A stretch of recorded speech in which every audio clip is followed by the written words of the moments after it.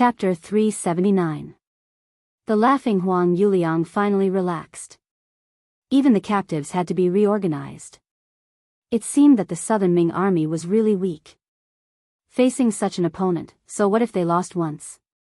Compared to Huang Yuliang's mocking laughter, Zhu Qizhen was laughing to his heart's content in the southern Ming capital, Nanjing.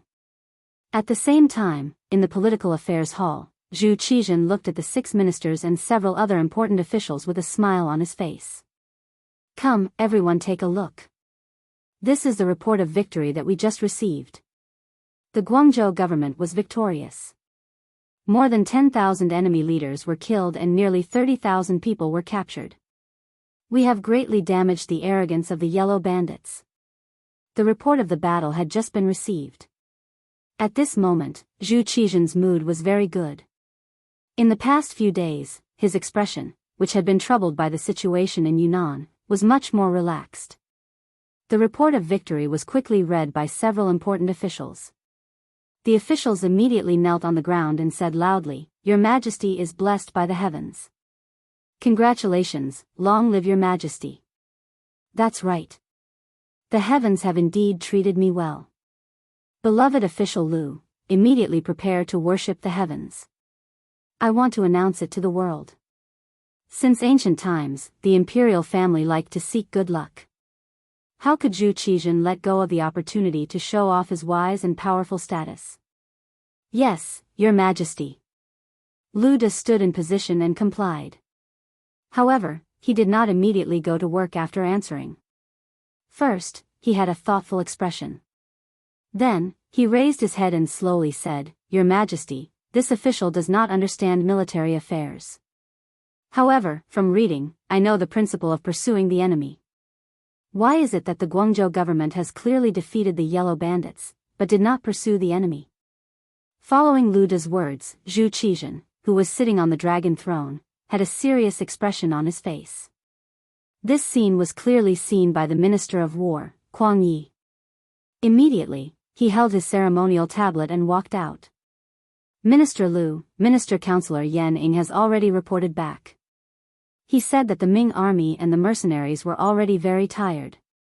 In addition, we did not have enough troops, so we did not pursue. On this point, this official agrees with this action. So it is like this. This official has worried too much. Seeing that Zhu Qizhen's expression had turned ugly, Lu De knew that he had achieved his goal. He knew when to stop and stood back. Your Majesty, Duke of Loyalty and Courage's command this time was successful. Guaning and the others cooperated well. This subject thinks that we should reward them and encourage them so that they can go all out and be driven by us. Kuang Yi had no intention of chasing after Lu De. Since he had already stood up, he naturally had to ask for credit for the soldiers on the front lines. This was also his duty as the Minister of War. When Kuang Yi mentioned the reward, Zhu Qizhen nodded. Issue an edict. Guaning will be conferred the title of Director of the Ministry of War. All other meritorious service personnel will be promoted by 1 rank and rewarded between 1,000 and 100 taels of silver. As for the Duke of Loyalty, his name is borrowed from Baiming.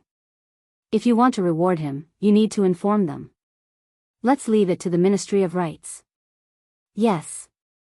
Lu De, who had just retreated, stood up again and respectfully answered. However, anyone could see that if this matter was left to this person to handle, it was unknown when a reply would come. It was even possible that there would never be a reply.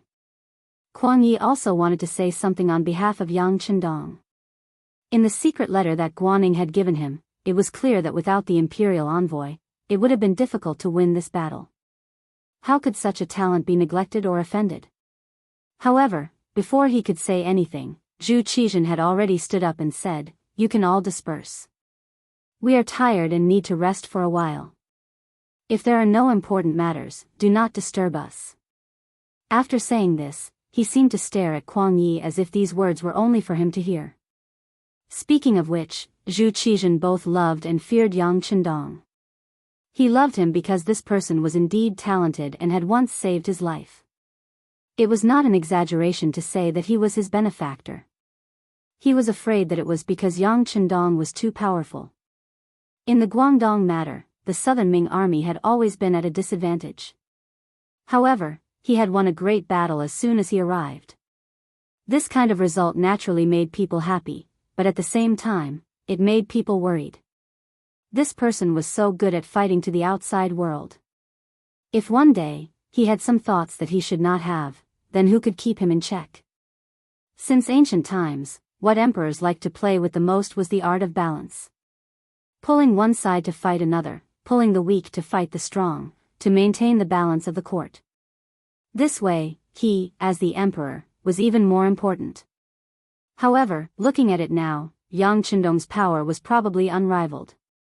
This kind of person had to be used, but it had to be guarded. This time, he did not reward the other party. Of course, to the outside world, it was because he was the official of the Biming. There were some things that had to be considered when it came to him. The court dispersed. The important officials left the political affairs hall one by one. Only Kuang Yi was still standing there in a daze, as if he had lost his soul. Minister Feng. A voice sounded beside him, calling Kuang Yi's wandering soul back. When he turned his head and saw the person, he forced a smile. So it's Minister Wang. The person who came was Wang Zhua. He was also one of the 9 important officials that Yang Qindong saved during the Battle of Tumu. At this time, when he saw Kuang Yi's lifeless eyes, he had already guessed what the other party was thinking. He shook his head and persuaded, Minister Feng, you don't need to think too much. We have been officials for many years, how can we not know the emperor's thoughts? Even that Duke of Loyalty and Courage should be very clear. Moreover, he shouldn't mind too much. He won't mind? Kuang Yi asked, not quite understanding. Why would he mind? For him, the Duke of Loyalty and Courage is already an extremely high honor. He is only 21 years old. In history, there are very few people who can do this. As the saying goes, it's lonely at the top. Wang Zhua's lips moved slightly, speaking slowly. Then he cupped his fists and said, the Duke of Loyalty and Courage is a smart person. This kind of person is very opinionated and will endure humiliation. Otherwise, he would not have such achievements. Besides, since this is the emperor's intention, we as officials are powerless to change it. We only need to speak the truth. As for what kind of situation will occur, we can only wait and see. Wang Zhua looked like he saw it very clearly. This was also because he was the Minister of Revenue. Originally, he dealt with money. It could be said that he always calculated the accounts very clearly. Because of fear, Ying Zong found a reason not to reward Yang Qindong. This was originally the emperor's power. But he did forget one thing. That was, this time he was facing Yang Qindong. Was he such a good person? It was said that in Biming, because the Minister of Justice, Yu Shiyue, offended him, he was overthrown. Even Dai Zong could not protect him. How could such a person not fight back after being schemed against? Just wait and see. If this goes on, Zhu Qizhen is likely to suffer the consequences of his own actions. Because Wang Zhua saw through everything, he knew that this was a battle between 2 tigers. Bystanders could not persuade, so he did not say anything. At this time, he told Kuang Yi all of this. This oldest minister of war quickly understood. He sighed and said, this old man is old. I'm afraid I won't be able to serve the emperor for long. Yes, since you don't have enough energy, it's better to take a good rest. Wang Zhua chuckled. His hint was effective. Since he could not solve any problem by speaking, it was better to not say anything and just watch. The so-called old meant that his energy was limited. It meant that Kuang Yi would not say anything more on this matter. The 2 important officials spoke and then left the political affairs hall after everyone else. They were thinking about what kind of expression the front line would have after receiving the imperial edict. A few days later, it was the last day for the Ming army to rest. According to the plan, the army would leave the Guang province house the next morning and head toward Zhaoqing House, which was heavily guarded by the yellow bandits. Food and equipment were all prepared. With the cooperation of Administrator Lu Youfu, Commander Ma Wei, and Guaning, all of the work was done. When the time came, the army would set off. Compared to the last time, the number of troops was much higher. For the Ming army, Ma Wei and Guaning led 4,000 soldiers. For the mercenaries, there were 4 companies of Ling Feng, 8 companies of support soldiers, 8 companies of support soldiers, and 2,000 temporary support soldiers. In total, there were 3,200 people. On the surface, it did not seem like a lot. It was about the size of a normal garrison. However, in reality, the morale of this army was very high. Especially their combat strength. Even if there were several times more troops, they would not be a match for them. On this point, Ma Wei and Guaning were very confident. They were looking forward to doing something new. It was also at this time that the eunuch who announced Emperor Yingzong's edict came. The moment he appeared, he asked all of the generals above the rank of Chiliarch to enter the tent. Ma Wei, Guaning, and the others naturally rushed over. However, when the news reached Yang Qindong in another tent, he was playing 5-in-a-row chess with his wife, Hu Yan, and they looked like they were in the midst of a battle. The tent door opened from the outside and Tiger's Mane walked in. "Young master, the eunuch that Emperor Yingzong sent has arrived. He is now meeting with the Ming army general." "Oh. He is not slow." Yang Qindong answered absent-mindedly. Then he looked up at Hu Yan and said, "Yanner, it is your turn to go. Watch carefully, or else I will win." Lu Lang. Seeing that Yang Qindong was not moved and had no intention of meeting with the eunuch, Hu Yan said worriedly. When he saw Hu Yan's worried expression, Yang Qindong said with a relaxed face, "It's okay, it's okay. Husband has his own plans.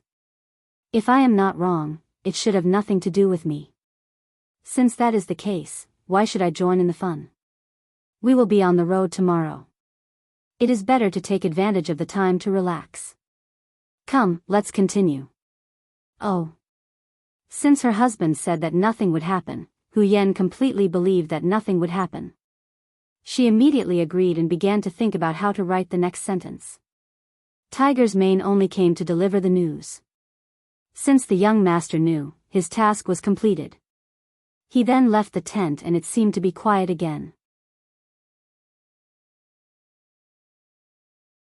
Chapter 380. In contrast, the large tent not far away was particularly lively. When the eunuch announced the emperor's decree, if everyone was not rewarded with silver taels, they were rewarded with military exploits, and they were promoted. Which one of them was not in high spirits? Even Ma Wei, because of his meritorious service, had offset the crime of losing his territory. "General Ma, Dr. Guan, why don't I see the imperial envoy?"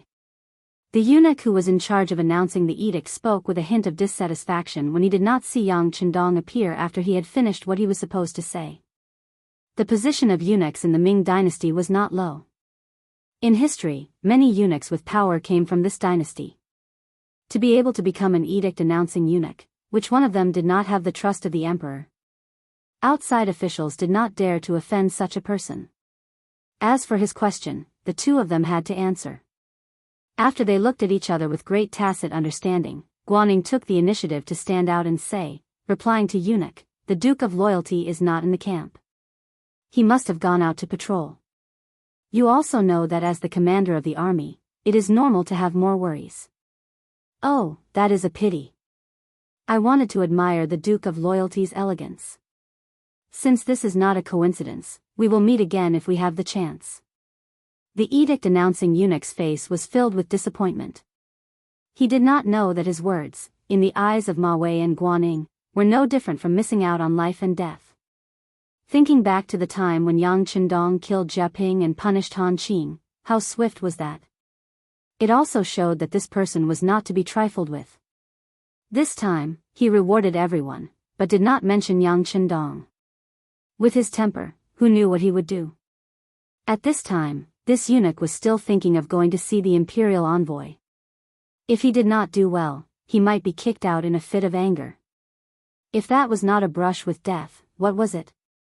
After the edict announcing eunuch received some benefits and silver from Ma Wei, Guaning, and the others, He left with a smile on his face.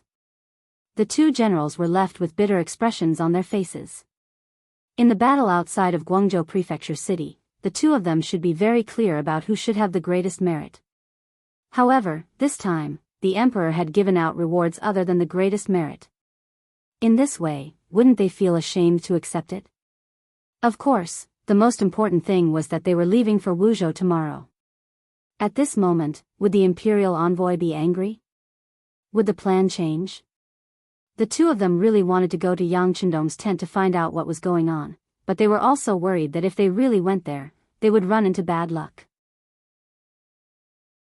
In the end, they came up with a solution, which was to use the excuse that the rich gentry in the Guangzhou government wanted to hold a farewell party for the army to test Yang Chendong's agreement. With the decision made, the two of them entered the city and found the Guangdong provincial commissioner, Liu Youfu, and briefly explained the situation. Lord Liu, I'll have to trouble you with this matter. After all, you are the Guangdong provincial commissioner. This time, the emperor only rewarded military generals and not civil officials. It looks like it has nothing to do with you. Presumably, if you go now, even if the imperial envoy is a bit angry, he won't come for you. Ma Wei said with a forced smile. Yes, from what I see, Lord Liu is indeed the most suitable person. After all, the rich gentry wants to hold a farewell party for the army. This is the matter of the local officials. Guaning added on. At this moment, Liu Youfu knew that he had been sold. However, when he thought about how this battle was for the peace of Guangdong, only after it was done well could his position as the provincial commissioner be considered legitimate. Even if it was for himself, he had to do something. All right, I'll go take a look. However, remember, you owe me a good meal of wine. Of course, this was a joke. With Liu Youfu saying this, Ma Wei and Guaning nodded their heads in agreement. Then, they watched Lord Liu enter the imperial envoy's tent. He went in quickly, and came back even faster. When Liu Youfu came out, he shook his head as he walked. This scene fell into the eyes of Ma Wei and Guaning and could be said to be endlessly worried. When he came closer, the two of them went up and asked, "How is Lord Liu? Did the imperial envoy change the plan?" "Ah, the plan hasn't changed. The imperial envoy said that everything is as usual." Liu Youfu shook his head and said the result. Hearing that there were no changes, Ma Wei and Guan Ying's faces relaxed. However, they then asked in confusion, "Liu Dao, if everything is as usual, why did you act like that just now? What is the meaning of this?" "This. It's just that when I saw the imperial envoy's expression was as usual and his reply was also quick, I thought that the reward this time was indeed a bit unfair," Liu Youfu said with a sigh. When he saw Yang Chendong just now, the other party was still the same as before, as if the eunuch who announced the decree had never appeared. This kind of calmness, this kind of ease, and even this kind of broad-mindedness could not help but be admired. At least, if it were him, he probably would not have such a calm expression. Only then did Liu Youfu express his feelings. However, when these words were spoken, the three of them did not speak anymore. After all, the eunuch who announced the decree was under the emperor's orders. As officials, they did not have the courage to talk about the emperor in private. Fortunately, the plan was as usual, so they could go back and have a good night's sleep.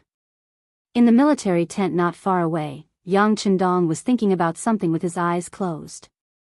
Hu Yan had already left to prepare dinner, leaving only Tiger's Mane and Beta Persei here. "Young master, are you not angry?" Seeing that there were no outsiders, Tiger's Mane finally could not help but ask. "That's right, I also want to ask this." To the side, Beta Persei lowered his voice. This was not because he was talking about a secret, but because his voice was like thunder. When he spoke normally, it would sometimes scare Yang Chendong, which was why he was forbidden to lower his pitch when he spoke in the future. The two taciturn people beside them, who usually did not ask themselves and rarely spoke, had actually spoken on this matter. Yang Chendong's originally closed eyes slowly opened. He then looked at the two of them with interest and said, "What? You're fighting for justice on behalf of the young master?" "Young master, it's not fighting for justice, it's the truth. Why are those people who did not do anything great rewarded, but you don't have anything? Seeing that Yang Chendong was not angry, Tiger's mane became much bolder when he spoke. Well said, it's the truth. Yang Chendong nodded, seeming to agree with Tiger's main statement, but then shook his head. But what does the truth matter? When others must turn a blind eye to it, the truth can also be treated as if it doesn't exist. At the end of the day, everything depends on strength. After Yang Chendong said this, he looked at Tiger's mane and Beta Persei and said in a teaching tone, remember, benefits are not something that you want, but should be fought for with practical actions. Only when you become strong, no one will dare to give you a hard time, and all kinds of unfairness will leave you. On the contrary, before that, even if you have any dissatisfaction, you need to endure it. Otherwise, even if you have great talent, I'm afraid you won't have the chance to show it, understand? These words were somewhat profound. But the two of them had been with Yang Chendong for more than a day or two. Even if they didn't understand the whole thing, they understood the gist of it. Young master's words were nothing more than that, they were not strong enough now, and they still needed to work hard to develop. Only when they developed and became stronger, such unfair things would not happen again. Yes, young master, we understand. We will work harder in the future. Tiger's mane and Beta Persei both said with a solemn expression. Very good. Seeing that the other party understood what he meant, Yang Chendong first smiled, then closed his mouth again. He was thinking about the problem of how Yangtze's population could grow rapidly. In the end, the development of Yangtze was still too short, and the foundation was too weak. For example, the problem of population alone was enough to stop all of his development paths. Just this morning, they received news from Resin City that the fleet sent out to search for rubber trees had returned, bringing back over 100 ships of rubber trees that could be transplanted. This great news was enough to prove that electricity could finally be put to use in Resin City. But even so, Yang Chendong couldn't help but feel a little melancholy while feeling gratified. Now that he had the territory, if he didn't have enough population and army to support it, then it would still be a big problem. Before the real expansion began, how to get more people to Qiqian City without outsiders knowing was the most important problem. Population. Thinking about this, Yang Chendong's mind quickly formed plans. The next morning, more than 7,000 allied troops set off from Guangzhou. Their target was Zhaoqing. As the Guangdong political envoy, Liu Youfu did not follow them. Instead, he sent the army off at the city gates. He was looking forward to this army thoroughly defeating or even eliminating the Huang bandit army, allowing him to become the true Guangdong political envoy. The moment the army moved out, the scouts sent by the Huang bandits spread the news and headed straight for Zhaoqing Prefecture, which was several hundred li away. Huang Yuliang, who was in Zhaoqing, had already listened to Zhu Fangyong's suggestion and retreated to Wuzhou. At this moment, there were about 40,000 troops gathered in Wuzhou. Most of them were defeated soldiers outside of Guangzhou. After these days, the people who had fled from the defeat had all returned to Wuzhou. They wanted to make a comeback. Or it could be said that they didn't have much of a choice. The surrounding cities were all destroyed when they rebelled. With no one to plant the fertile land, how could they reap any harvest in autumn? Without food, surviving would be a problem. At least when they came to the Wuzhou prefecture, they would have food to eat. Although it was not a war and they only had 2 meals of porridge a day, as long as they did not starve to death and fainted, there was still hope, right?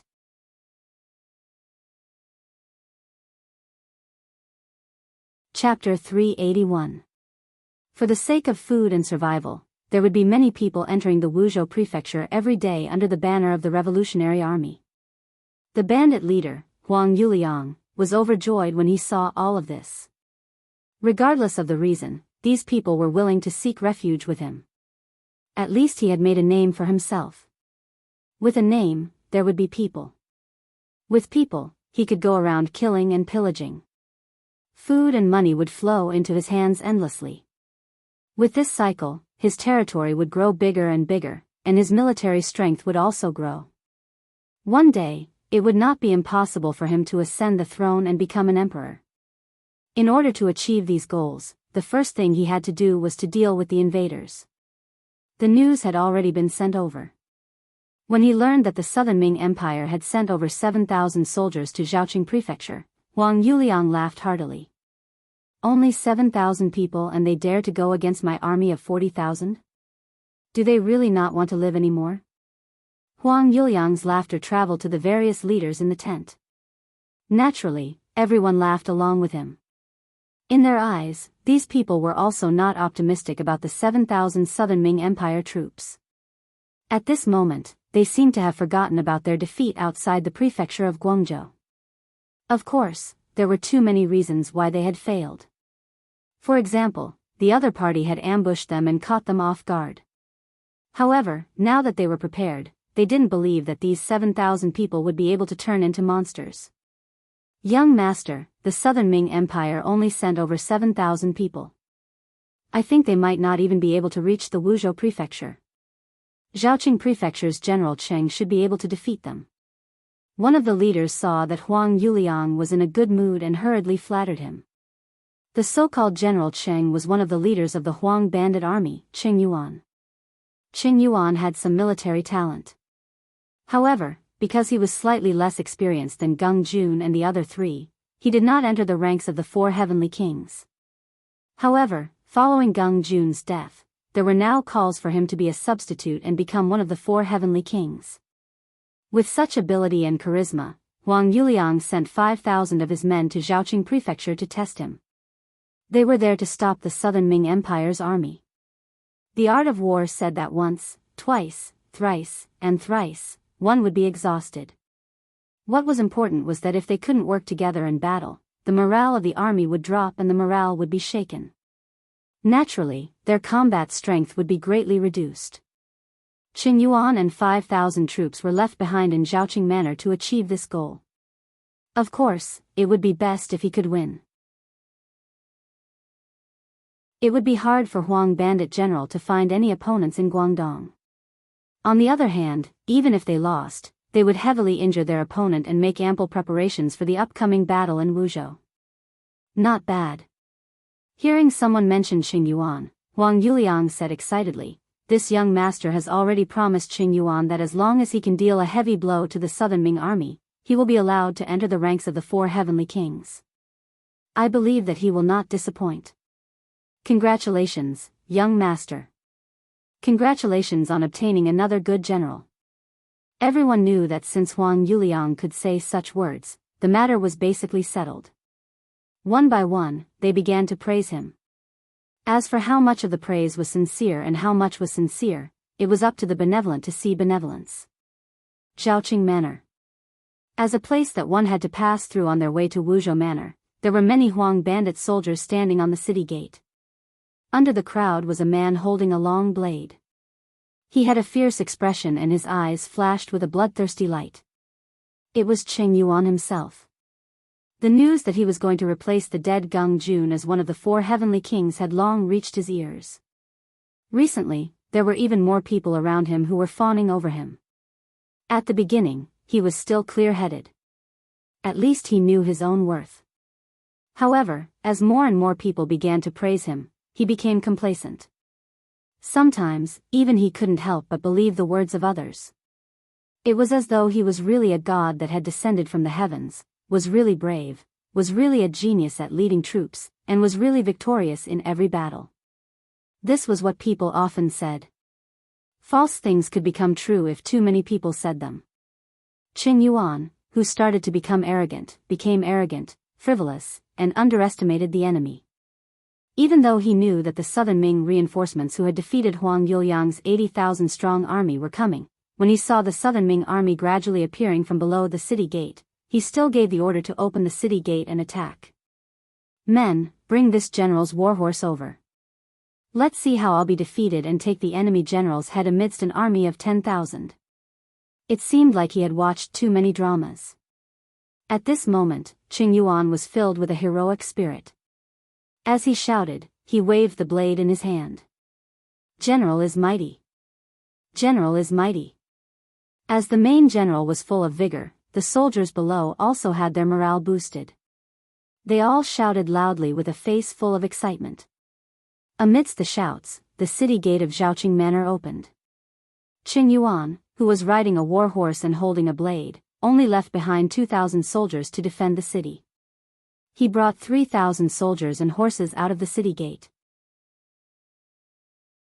Their uniforms were messy, their weapons were all different, and they did not even have a formation. The 3,000 soldiers seemed to have come out in one go and followed behind Qing Yuan.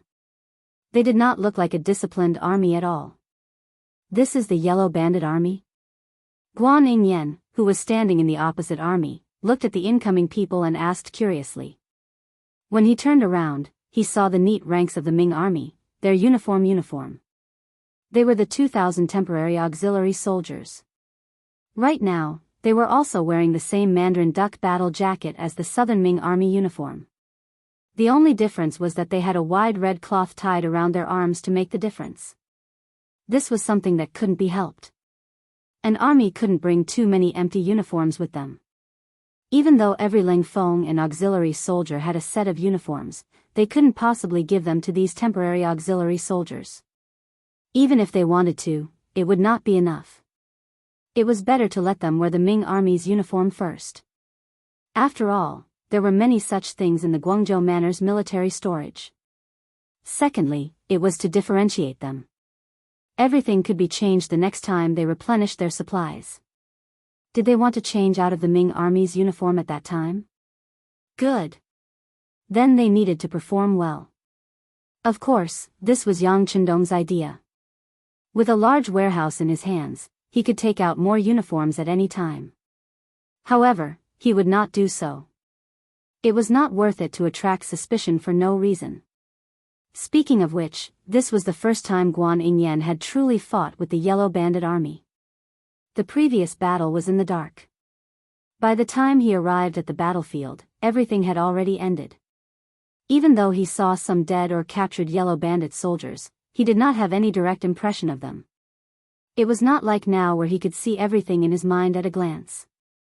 Guan Yingyan's doubtful words were heard by the 2,000 temporary auxiliary soldiers standing beside him. Their faces turned red and feverish. It seemed to be doubt, but in reality, the words of disdain made them feel ashamed. When they thought about how they had been proud to stay in this kind of army, they felt even more ashamed. Yang Chendong felt the change in the 2,000 temporary auxiliary soldiers. He also knew that when Guan Yingyan said these words, it was not intentional. It was just his feelings. He had no intention of blaming anyone. Instead, he said to Luo Pe, the commander of the 2nd Cold Front Regiment beside him, "Commander Luo, in a moment, choose the 1st company as the main attack. Then, choose 2 companies of auxiliary soldiers and bring 2,000 temporary auxiliary soldiers. Do you have confidence in taking down Zhaoqing Manor? Please be at ease, Imperial Envoy. If we cannot take it down, we will bring our heads to you." Luo Pe, who had been instructed earlier, changed his title to Yang Chendong. Amidst a wave of impassioned words, he gave a standard military salute and turned to pick out the generals. "Imperial Envoy, do we not need to send troops? Isn't it a little too little to send only 2,000 people?"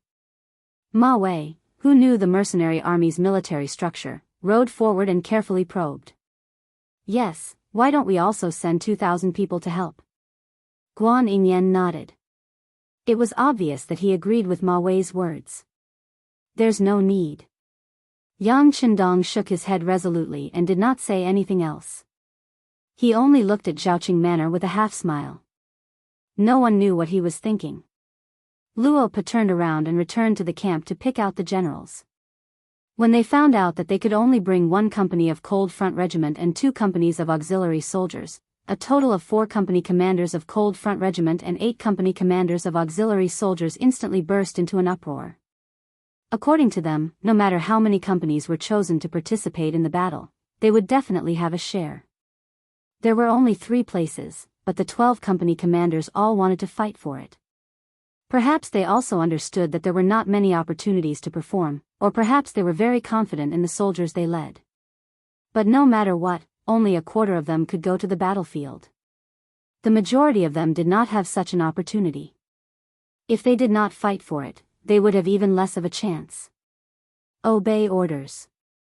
Seeing that the 12 company commanders had surrounded him, Luo Po glared and a murderous aura exuded from his body, causing those company commanders who wanted to say something to immediately shut their mouths. Obeying orders and orders was the first lesson that every soldier had to learn after becoming an auxiliary soldier. It was also something that every soldier of the Yang family army had to do. Now that Luo Po mentioned it, the reminder was very obvious. It was also a sign that he was about to get angry. Luo Po only said 4 words and everyone quieted down. This made him very satisfied. He then turned his gaze to the auxiliary regiment commander Lu Zhua and said, "Regiment Commander Lu, you can decide which 2 companies of auxiliary soldiers to send." "Yes," Lu Zhua replied. Although they were both regimental commanders, Luo Po was from the Cold Front Regiment while he was from the auxiliary regiment. One could imagine the difference between them. Even if he really went to the Cold Front Regiment, whether or not he could become a battalion commander would depend on luck.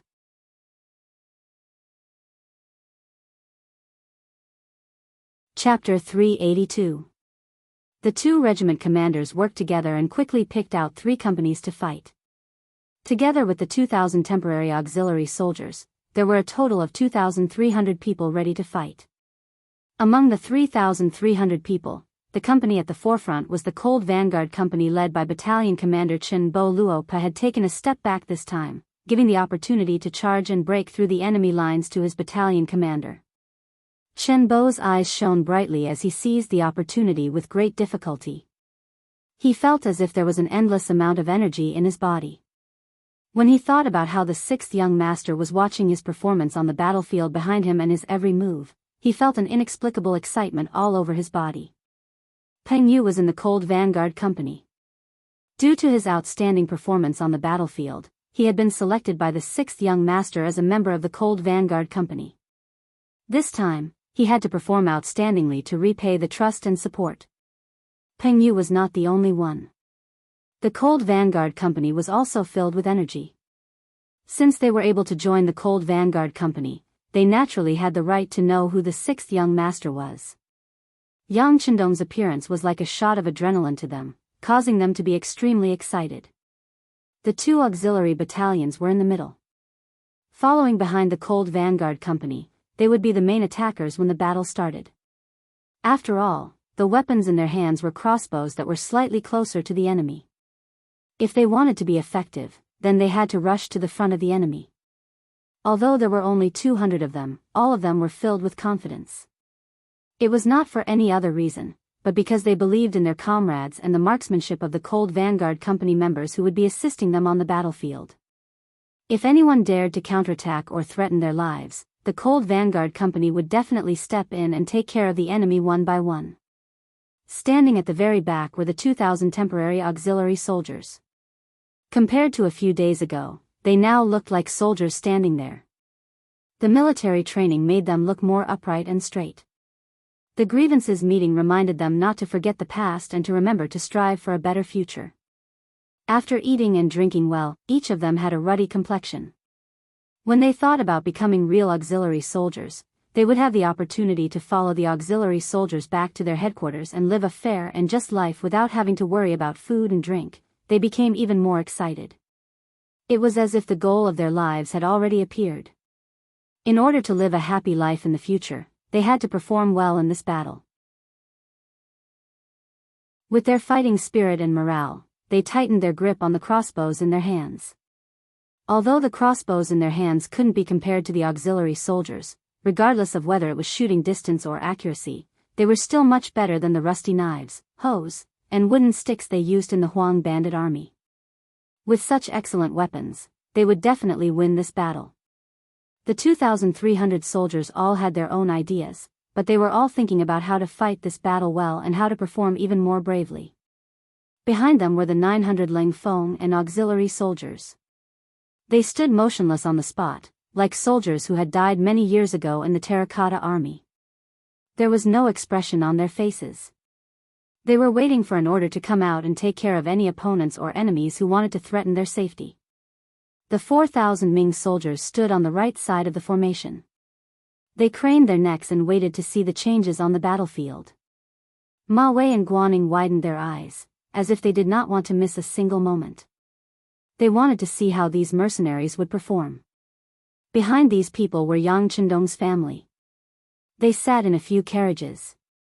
Tai Qingyi led a group of female soldiers to protect them. At the same time, there was a squad of Leng Feng who looked around vigilantly to prevent any suspicious people from approaching. In the carriages, the curtains of the 3 carriages were lifted. They were the first wife, Hu Yan, the third wife, Lady Shui, and Miss Su Monair. Even though Yang Chendong had said that there would be no mercy on the battlefield and that the scene would be a little terrifying, the 3 of them could not help but look at the battlefield out of curiosity. This was especially so for Su Monair. She knew very well what her mission was. She also knew what would happen to her once she completed her mission. Right now, she wanted to see if the person she was scheming against was worth it for her to complete her mission at the cost of her life. She wanted to see if it was worth it for her to be buried with him. Coincidentally, when Su Monair's gaze landed on Yang Chendong, the man, who had changed into a set of capable camouflage clothes, raised his right hand. Then, he placed it down gently, looking extremely elegant. Following this action, the 2,300 soldiers surged forward in an orderly manner. When the 2,300 people stepped on the same spot and spread out in a straight line, they looked like a long dragon from afar. It gave off an awe-inspiring feeling. Any object would be very spectacular and beautiful when they were in an orderly manner. It was just like the wild geese in the sky. When they were about to return, regardless of whether they were in a straight line or in a straight line, they would give off a spectacular sight, let alone a formation formed by 2,300 soldiers. Hiss! General Ma Wei, who saw this scene, gasped. He did not expect that with just over 2,000 people, once they moved in unison, they would create such a shocking force. When he was leading the Guangdong Guards, he had also undergone training in this area. However, as the military discipline was not very strict, not to mention over 2,000 people, even a casual formation of 1,000 people or a formation of 100 people would not be able to be in an orderly manner. Their steps would also not be in the same spot like they were now. Naturally, their might would be much weaker. He could not help but look at Guaning, who was riding a horse at the side. He realized that the other party was also deep in thought. This official from the Ministry of War, who had just been promoted to a 5th-rank official, was also shocked by the scene in front of him. As someone in the Ministry of War, his vision was not like Ma Wei's, who only focused on one city in Guangdong. What he was thinking about was whether this uniform formation could be used in all of the Southern Ming Empire's armies. If it was possible, would their fighting strength increase? Even his own people were shocked, let alone the opponent, Cheng Yuan. He rode on a horse and held a large blade in his hand. He looked very majestic, but when he saw the enemy move and the mountain-like aura pressing down on him, for some reason, his heart could not help but beat rapidly. A feeling of fear began to spread throughout his body. This feeling of fear quickly affected the warhorse under him. It was said that animals had a sense of fear towards danger. At this time, it also seemed to have sensed the endless danger. It began to snort and its body was also twisting, as if it wanted to escape and did not want to face this terrifying pressure. Not only Qing Yuan and his warhorse, even the 3,000 Huang bandits behind him were intimidated by this aura at this moment. Some of the more timid ones even began to walk unsteadily. From the looks of it, it was clear that they wanted to return to the city. It was as if with the city wall, they would be able to ensure their safety. Qing Yuan also wanted to return, but when he thought about how he was going to enter the 4 heavenly kings, if he did not do anything and was scared back into the city by the enemy's aura, once this matter spread out, how would he have the face to see others? He was afraid that from now on, no one would look up to him anymore. Whether it was for his own dignity or for his future glory, he had no reason to retreat. Furthermore, who said that if the formation was orderly, their fighting strength would be strong? Could it be that the embroidered pillow was useless? Perhaps with a single charge, he would be able to mess up the formation. After all, on the battlefield, one's methods were more powerful than one's formation. Steeling his resolve to fight, Qing Yuan raised the long saber in his hand high and shouted, "Everyone, listen to my orders. Follow me and kill our way over. If we win this battle, everyone will return to the city to drink, eat, and play. Women, kill. Men die for wealth, birds die for food." A beautiful future was right in front of them.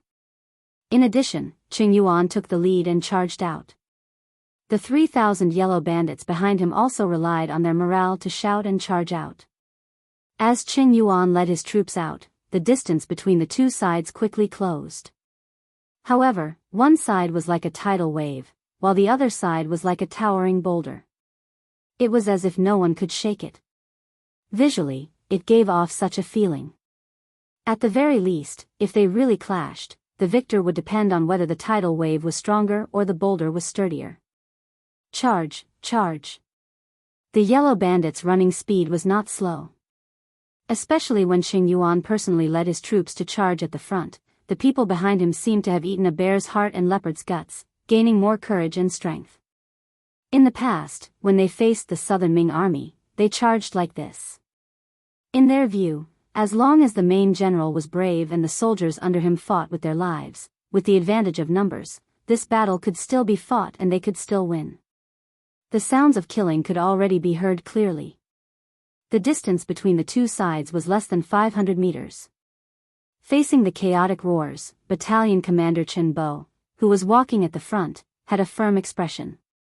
He was not affected by the changes in the other side and continued to take powerful steps forward.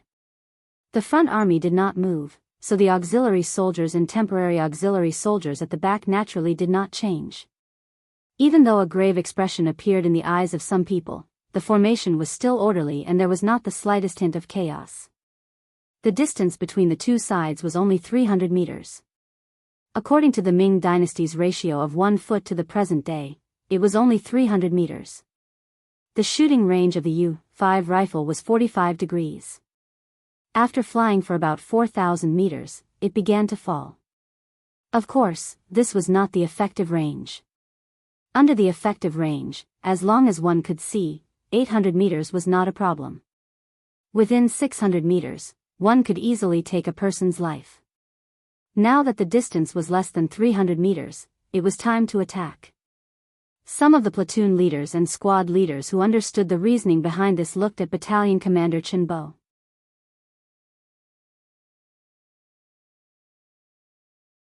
Chapter 383. How could Chen Bo not know that they could shoot now? However, this time, he only had a company of cold vanguards. They could fight to their heart's content, but if they did that, what would happen to the auxiliary soldiers and the 2,000 auxiliary soldiers? Because their loyalty did not undergo the final test, they only had crossbows in their hands, which had a lethality of 150 meters. In other words, if Chen Bo gave the order to attack now, they would be able to heavily injure the enemy, but the auxiliary soldiers would have a hard time fighting. That was why Chen Bo did not give the order to attack immediately. He was calculating in his mind. A normal crossbow had a damage range of 120 meters and its effective range was around 100 meters. As long as he could control the range of the crossbow beyond 120 meters, he would still have the initiative. That way, more auxiliary soldiers would have a chance to perform. After some calculations, the distance between the two sides increased from 300 meters to 200 meters, then 180 meters, 170 meters. More cold vanguards started to look at the battalion commander Chen Bo, waiting for him to give the order to shoot. This was something that only the elite cold vanguards could do. Without orders from their superiors, even if the enemy was right in front of them, they could not simply shoot. Otherwise, they would be severely punished by military law. 150 meters was within the range of the auxiliary soldiers' crossbows. Chen Bo waved his right hand and the 100 cold vanguards stopped in their tracks. Release the safety and prepare to fire. Auxiliary soldiers, continue forward. Once the gunshot is heard, attack immediately. Don't give the enemy a chance to react. Finally, the order to attack was given. The 100 cold vanguards pulled the safety of their 95 shots in unison. The sound of the guns being fired was crisp and pleasing to the ear. While they were doing that, the 200 auxiliary soldiers and 2,000 auxiliary soldiers rushed out from their sides like carps crossing the river. They charged straight at the Huang bandit army. At a distance of 150 meters, the two sides were still closing in. The 500 archers in the Huang bandit army were ready to fire their arrows. General Qing Yuan, who was leading the charge on his horse, was also ready to shout out the command to fire. 140 meters, 130 meters, crossbows ready, fire. A voice that was a step faster than Qing Yuan's came from Chen Bo's ears. Following the order, hundreds of tongues of flame spewed out. Their targets were Qing Yuan, who was on his horse, and the Huang bandits who were preparing to shoot. There were also 200 auxiliary soldiers working together with him. They had already aimed their crossbows at the archers. This was the group of people who posed the greatest threat to them. As long as they could take them all down, the control of the battlefield would definitely fall into their hands. At that time, they would be able to kill as they pleased. Ba ba ba, whoosh whoosh whoosh. The sound of gunfire and crossbow bolts pierced through the air almost at the same time, causing Qing Yuan to fall off his horse, the archers to fall to the ground, and the Huang bandit army to descend into chaos. No one would have thought that the mighty General Qing Yuan would fall off his horse without even touching the hair of his opponent. Their general was wearing armor and could not be injured by ordinary arrows, but why was he still so careless? Without a leader, the Huang bandit army appeared to be in chaos. Another junior leader wanted to take over the command of the army, but his influence was too small to make the entire army listen to his orders. Not to mention, as the second wave of gunfire and crossbow bolts rang out, the junior leader also fell to the ground with a plop. Kill. Qing Yuan is dead. Those who resist will be killed. Those who surrender will live. Seeing the enemy's generals fall to the ground one after another, the 200 and 2,000 auxiliary soldiers charged over with a momentum that could topple mountains and overturn seas. Along the way, they were like a hot knife through butter. Every time the sound of gunfire or crossbow bolts rang out, there would be people on the other side falling to the ground. This kind of situation where they had lost 7 to 8% of their forces without even fighting caused the morale of the Huang bandit army to plummet again and again. They were originally a motley crew. Their original goal of joining the Huang bandit army was not pure. They only wanted to eat their fill and did not even know what to do after eating. How could an untrained army with no goals, no ideals, no pursuits, no beliefs be a match for the Yang family army? Even if they were facing temporary auxiliary soldiers who had vague goals in life, they would not be a match for them. With the sound of crossbow bolts piercing through the air, they did not even need to engage in close combat. They could kill their opponents from far away. Then, they would load the crossbow bolts and shoot. Every time this happened, the Huang bandit army would fall to the ground after being hit by the crossbow bolts. In this kind of near one-sided slaughter, under the situation where they had lost the support of their own archers, only death would await them if they continued to resist. At this moment, there were finally people who could not endure the fear because they did not know when they would fall. They also did not know if the next one to fall would be them. Since surrendering would allow them to live, there was no need to hesitate. Groups of people began to throw away the weapons in their hands and kneel on the ground. Good. Behind them, Yang Qindong used his binoculars to observe everything. Seeing that Qing Yuan had fallen from his horse and the Huang bandit army was in chaos, he waved his hand and said to Luope, "You can attack the city now." Go. Yes. Luope, who had been waiting impatiently for a long time, was waiting for these words. At this moment, other than leaving a company of cold vanguards to protect Yang Qindong's central army, the other two companies of cold vanguards rushed out like war horses. Some of them were even carrying things that Guaning and Ma Wei did not recognize and did not know what they were for. Let's go, we can also advance. I believe that within 2 hours, we will be able to eat in Zhaoqing's residence. Yang Qindong chuckled with a face full of confidence. Yes, the mercenaries are really powerful. Guaning and Ma Wei agreed, but no matter how one listened, they seemed to be perfunctory. After all, only Qing Yuan and the soldiers he brought out of the city were defeated. There were still 2,000 Huang bandit army defending the city. How could it be taken down so easily? One had to know that a siege would consume the most time and energy, as well as the source of soldiers. If things went wrong, a city would be surrounded for 10 days, half a month, or even longer. It would be normal for the city not to fall. No matter what Guaning and Ma Wei thought, Yang Chendong was still very confident on his horse. It was as if he was not going to watch the battle, but directly entering the city. At this moment, Luo Po was leading 2 companies of cold vanguards to rush forward. As he ran, he encouraged the cold vanguards beside him, "Everyone, hurry up. The 6th young master is right behind us. When the 6th young master arrives, the city gates will be broken. Don't delay the 6th young master's arrival." After mentioning the 6th young master 3 times, it seemed to be a little long-winded. However, to the cold vanguards, it was the most encouraging words. At least at this moment, because everyone heard the name of the 6th young master, their speed increased. Qing Yuan's army was defeated and captured. Most of his men were either killed, injured, or surrendered.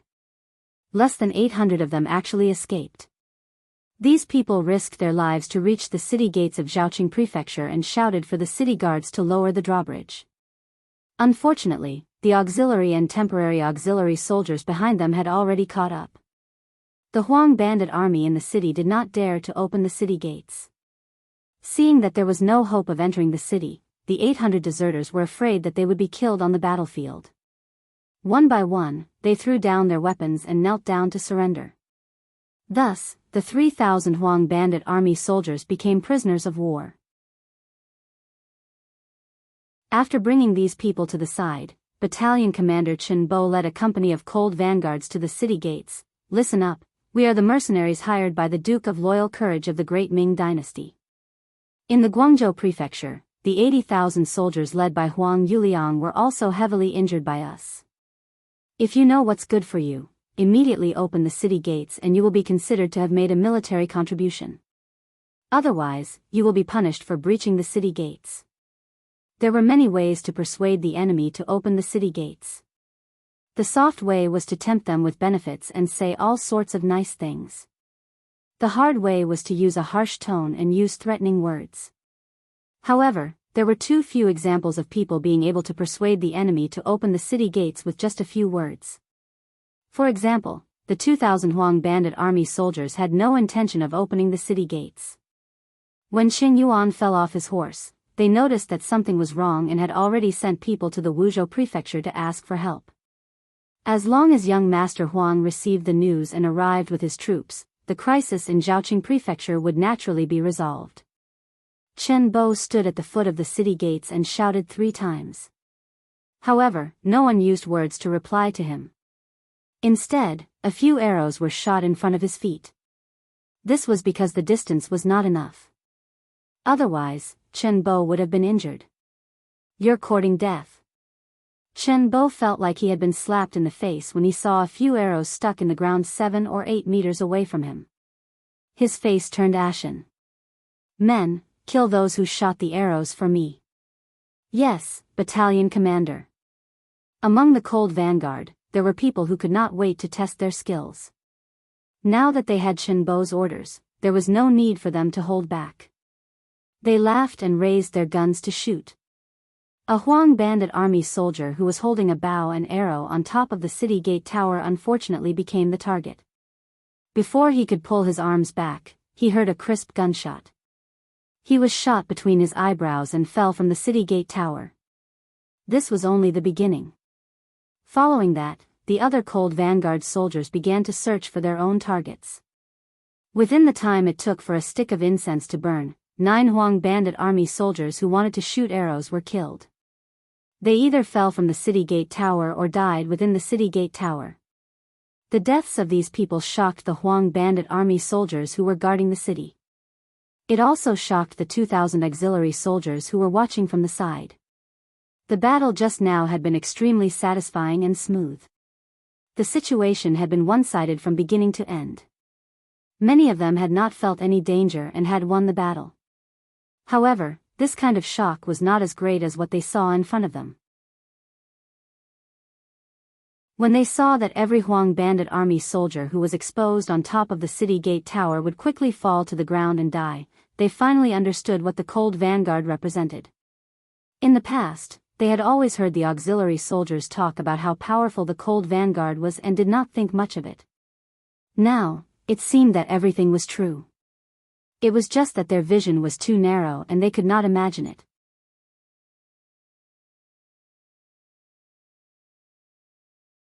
Chapter 384. Ba Daojiang was also among the auxiliary soldiers. The scene in front of him shocked him as well. As a martial artist with decent martial arts skills, he used to be very conceited. In a one-on-one fight, there were very few people who could convince him. But now, after witnessing such accurate and miraculous marksmanship, he knew that those so-called martial arts experts, when faced with such an accurate gun that could easily take a person's life from several hundred feet away, most likely would not have the slightest bit of advantage and could only be slaughtered by others. No, I have such good stuff too. As long as I am willing to put in the effort to train, I will also become a sharpshooter like this. Ba Daojiang set a goal for himself in his heart. Not only him, but many of the auxiliary soldiers also had the same idea. At this moment, they were more eager than ever to join the mercenary army. If in the past, they only wanted to fill their stomachs, now they had a higher goal. They wanted to become the strongest soldiers in the world. Under Qin Bo and Leng Feng's gunfire, the Huang bandit army suffered losses and no one dared to show their faces. At this moment, Commander Luo Po led 2 companies of Leng Feng and rushed over. "Commander, give me an hour. I will lead Leng Feng and charge into the city. We will definitely take down the city."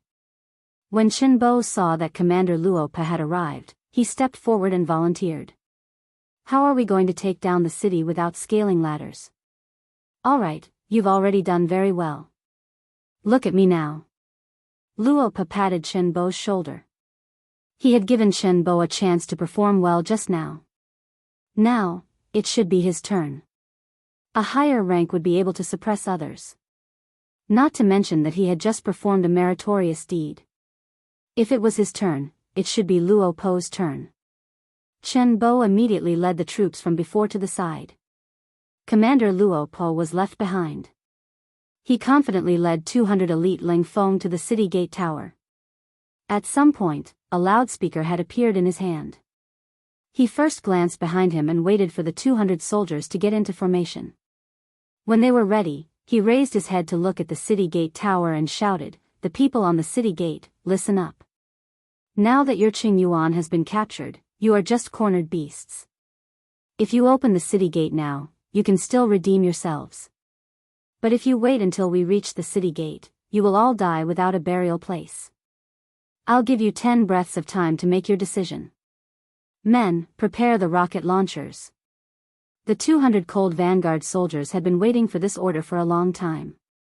As soon as Luo Po's voice fell, 5 cold vanguard soldiers walked out from the ranks. Each of them carried a 40 rocket launcher on their shoulders. They raised the launchers and aimed them at the city tower. The rest of the cold vanguard soldiers held the 9.5 in their hands as they stared at the city gate tower. If anyone dared to show themselves, they would not hesitate to shoot. The 40 rocket launcher, commonly known as the 40 fire, had a diameter of 40 millimeters, a mass of 5.6 kilograms, a length of 910 millimeters, a diameter of 85 millimeters, a mass of 2.1 kilogram, and a firing distance of 300 m. Although the 40 fire had a high requirement for stability when firing from a kneeling or standing position, it was still a convenient and portable siege weapon. After all, it was very powerful. As long as they had control of the battlefield, they could fire at will. After the 540 fire cannons were adjusted, the first cannonball rose into the air and smashed into the city tower of Zhaoqing City. Boom! A huge flame suddenly lit up. Even though it was daytime, there was still a flash of flame. When it landed on the city wall, not only did it create a huge crater, the powerful explosion also caused people's ears to ring and their hearts to palpitate, causing them to tremble in fear. With just one shell, the Huang bandit soldiers on the city gate tower trembled. They did not dare to look down from the city gate tower. Naturally, they did not know what it was that brought about such power. However, their instincts told them that this thing was very powerful and would not be easy to deal with. On the other hand, the soldiers below the city, no matter if it was the 2,000 temporary soldiers, the 4,000 Ming army soldiers, or the thousands of Huang bandit soldiers that were just captured, they were all frightened by the formation in front of them. What kind of cannon was this? How could it have such power? Moreover, it looked so small and convenient. It could really be called a godly weapon in the army. With one shell, rocks flew everywhere, causing the city gate tower to become silent. Then, a second and a third shot were fired. One of the shots hit the battlements of the city wall. Not only did it destroy a piece of the battlements, but it also sent rubble flying in all directions, injuring many of the Huang bandits who were hiding there. Still not surrendering? You only have 4 breaths of time. Luo Po looked at the results of the 40-0 fire and his eyes were filled with confidence. He dropped his hand and another rocket launcher flew onto the city wall, causing a piece of the city wall to fly away. We surrender. Don't fight anymore. We surrender. With just 4 cannonballs, the morale of the Huang bandit army on the city wall was completely crushed. They did not dare to show their faces and could not fight back. They could only wait for their deaths. This battle was very cowardly. Rather than waiting for their deaths, it was better to surrender.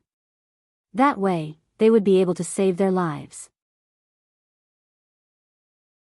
As for whether young Master Huang would punish them after they lost Zhaoqing Manor, he should go find General Qing Yuan and not these normal soldiers. With the sudden appearance of the 40-0 fire, Zhaoqing Manor gave up. Even the city gate was not affected. By the time Yang Qindong, Guaning, and General Ma Wei arrived, the city gate was already wide open.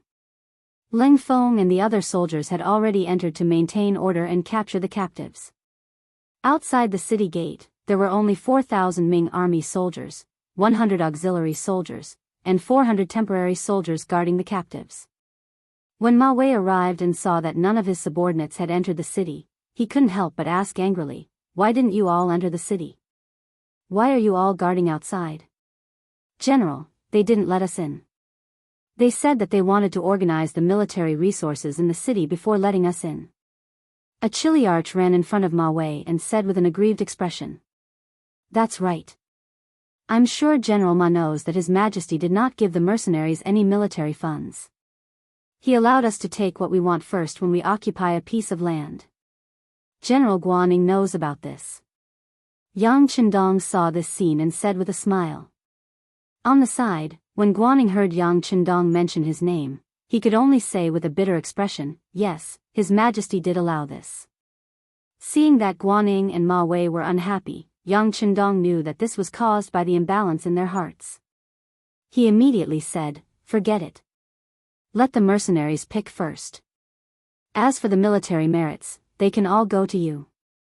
That bandit leader Qing Yuan can also be given to you. At least, how you write the battle report is up to you. Write it as beautifully as possible. Even if all the military merits are given to you, I don't care. What do you think?" Yang Qindong made a concession. Only then did Guaning and Ma Wei's faces show some joy. If there were no military merits and no loot, then there really was no point in coming. Fortunately, they could still get some benefits. They didn't have to spend much effort or risk their lives. This was a pretty good result. After thinking this through, the two of them cupped their fists and bowed to Yang Qindong to express their gratitude. Yang Qindong made a concession and had Guaning draft the battle report for him to look over. Most of it recorded how brave and good the Ming army was in battle. Regarding this, the imperial envoy did not have any objections. Guaning and Ma Wei sent the battle report to Jingdo with the fastest speed of 800 li. A few days later, there were fast horses entering the city from Jingdo. Along the way, they shouted the Guangdong victory report and headed straight for the royal palace. When the common people passing by saw this scene, not a single one of them was not excited and encouraged. They sighed in their hearts that Ingzong was indeed the legitimate emperor. He had won battle after battle. It looked like the chaos in the south would be resolved soon. In the royal palace, Zhu Qizhen saw the battle report.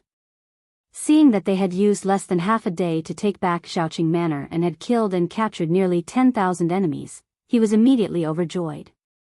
He gave Guanyin and Ma Wei, who had performed meritorious service, a reward and encouraged them to continue to work hard to completely destroy the yellow bandits as soon as possible. From beginning to end, Zhu Qizhen still did not mention Yang Chendong. It was as if this person did not even exist. It was as if the victory at the front had nothing to do with this Duke of Loyalty and the imperial envoy. In reality, everyone had a balance in their hearts. This victory had a lot to do with the Duke of Loyalty and courage. If not, why did they always retreat in defeat before? Could they really achieve victory after victory now? However, the emperor's heart was fickle. If he did not mention Yang Chendong's meritorious service, who would dare to? There were even some people who thought that once the yellow bandits were destroyed, would it be time to burn the bridge after crossing the river? This kind of thing had happened countless times in the history of the dynasties, where the bow was put away after the birds had flown away. Jingdo Xingzong had won the battle and was naturally very happy. Master Huang Yuliang of Wuzhou had an ugly expression after losing Xiaoqing Manor. Thinking back to when he had led a large number of soldiers to surround and attack Xiaoqing Manor, it had taken over a dozen days. Afterwards, it was only because Xiaoqing's general, Jia Ping, was greedy for life and took the initiative to abandon the city. This gave him the opportunity to enter the city and take over the city. But now, the South Ming army had taken over the city in half a day. In comparison, didn't it seem that he was too incompetent? What do we do? What do we do? In the manor's main hall, Huang Yuliang summoned a group of leaders and asked the people below him. When things were going smoothly, these leaders would all lead the soldiers in battle and display a brave and fearless appearance. But after suffering successive defeats, when he asked who would counterattack Xiaoqing Manor, not a single person answered. It was clear that these people were all frightened and were afraid from the bottom of their hearts. Sitting high up, Huang Yuliang asked a few questions in succession. What do we do? The people below still did not answer. In a flustered and exasperated state, he wanted to call out a general. It was at this time that Zhu Fangyong, one of his trusted aides, stood out. Young master, I have something to say.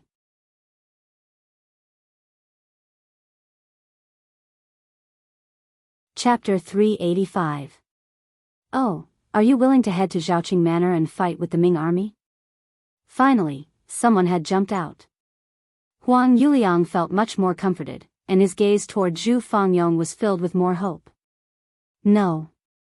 Zhu Fangyong shook his head. Seeing that Zhu Fangyong had not stepped out to help him, anger flashed across Huang Yuliang's face. Before Huang Yuliang could say anything, Zhu Fangyong had already said, Young master, forgive me for speaking bluntly, but since Xiaoqing Manor has been taken, it will be extremely difficult to take it back. Since we are wasting soldiers on this, why not do something else? Something else? What do you mean? Confusion appeared in Huang Yuliang's eyes. I am thinking that the morale of the South Ming army is at its peak. After winning 2 battles in a row, the morale of the army is at its peak. Facing this army, it is not easy for us to fight them head-on. We should think of other methods. The art of war says that the first time will weaken and the third time will be exhausted. As long as we can use the city to stop them, as time goes on, the morale of the army will be disrupted. At that time, it will be time for us to counterattack. Standing there, Zhu Fangyong spoke with a righteous expression and did not show any fear. Once he spoke, he immediately received the support of the other generals. Yes, General Zhu is right. The morale of the Ming army is at its peak, and it is not easy to fight them head-on. The people who could say such things were naturally afraid of the Ming army. Qing Yuan's martial prowess was much higher than theirs, but he still could not defeat the Ming army. If they went, wouldn't it be the same as going to their deaths? All of the generals said such things. Huang Yuliang knew in his heart that even if he gave a death order for anyone to lead the troops, they would most likely lose and would only damage their own strength. However, he was still unwilling to just defend like this, so he asked, then, according to General Zhu, we can only wait for them to attack in Wuzhou City? Of course not. Although we can't do anything to the Ming army at the front, the other armies can take action. For example, we can send General Cui Yan, who is outside the city, to lead troops into Mengzhu Ridge, which is between Pingyuefu and Shaozhoufu. Passing through there, we can avoid fighting with the Ming army's main force and also push the battle line out. Once we enter Yongzhoufu in the Huguang area, we will be free like birds flying in the sky. We can greatly expand our army there.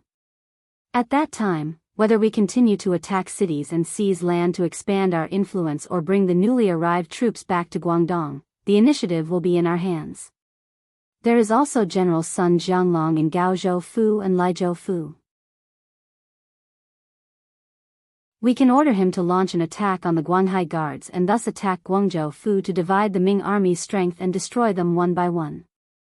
Also, we can arrange for General Ru Honghai in Xuanzhoufu to advance toward Nanningfu in Guangxi and also toward Liuzhoufu. There is also another benefit. Once Wuzhou City is in danger, we can retreat toward Guangxi to avoid the danger and make plans. After speaking so much, Zhu Fengyong turned to Huang Yuliang and said, "This way, we will be spreading out everywhere and forcing the Ming army to send reinforcements everywhere. At that time, our chance will come. We can gather a large number of troops to attack one place and reverse the current disadvantageous situation." Zhu Fengyong's words were clear and logical. In Huang Yuliang's ears, it was quite feasible. He was even fantasizing that once the plan came true, the power in his hands would more than double. At that time, he would be able to stand up against Yunnan's Minzhuang Wangzhu Huiying. Then, it would not be impossible for him to conquer the world. Good, good. General Zhu's plan is good. Immediately write letters to the heavenly kings. I want to spread out everywhere on the battlefield. I want the Ming army to be tired of dealing with them. I want the world to know my power. Huang Yuliang laughed in praise. It was as if he had already become the master of the world. Congratulations, young master. The other generals in the hall also flattered him, causing waves of laughter to erupt. Fast horses left the Wuzhou house and headed in all directions.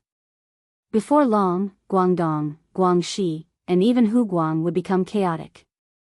At that time, the Ming Empire would not have the energy to send a large army to deal with the Wuzhou house. Zhaoqing House. A new round of evaluation and selection was going on. Of the 5,000 soldiers that Qing Yuan had brought with him, 4,500 remained unscathed in this battle. They had all become captives. Among these people, there was no lack of strong and healthy people. In this aspect, one had to say that Qing Yuan cared about his subordinates. As for their food and drink, he did not take away much. Now, these people had all become good soldiers. First, there was registration. Then, there was an investigation. There was also the process of exposing each other. Among the 2,000 people who had become temporary soldiers, some were familiar with these brothers. With their help, the evaluation went even smoother. In the end, 1,000 of the 4,500 people were chosen to become temporary soldiers. The other 3,500 people were given to Guaning and Ma Wei as usual. Yang Qindong did not lack useless soldiers. These people would eat a lot every day. It was better to leave the headache to others. Choose and see if there are any who are willing to become soldiers. If there are, investigate their backgrounds. Guaning discussed with Ma Wei. With the 2,000 temporary soldiers that Yang Qindong had taken in as an example, the two of them could see the importance of captives. If there were two things that they could not ignore in the Battle of Zhaoqing, it would be the appearance of the 40 fires and the performance of the temporary soldiers. Mercenaries were very powerful in all aspects. Guaning and Ma Wei already had enough knowledge of this. However, the 2,000 temporary soldiers had only been in the military camp for a few days and had only gone through a few days of training. They could not understand how they could display such strong killing intent on the battlefield. Why was it that even though they had both joined the army, once they joined the mercenary group, they would change so drastically? They couldn't figure out the logic behind it, but they could at least imitate it. They just had to learn from it. As for the two generals starting to recruit soldiers from the captives, Yang Chendong only smiled when he heard the report from his subordinates. Pass down the order. Organize the new temporary auxiliary soldiers and teach them culture using the method of the old leading the new. At the same time, tell them that culture is also very important. Whether they can become a member of the mercenary army in the future, this assessment cannot be ignored. If there is any obvious improvement, consider adding 3 pieces of fatty meat to their meal. Yang Chendong was very observant. This might have something to do with the fact that he was the most outstanding member of the Cold Vanguard Special Forces in his previous life. When carrying out special missions, being more attentive and observant could save one's life during crucial moments. It was precisely because of his meticulous observation that he noticed that whenever it was time to eat, the temporary auxiliary soldiers, who rarely ate their fill, would stare at the fatty meat on the plate without blinking. Some of them would even drool without any form of restraint.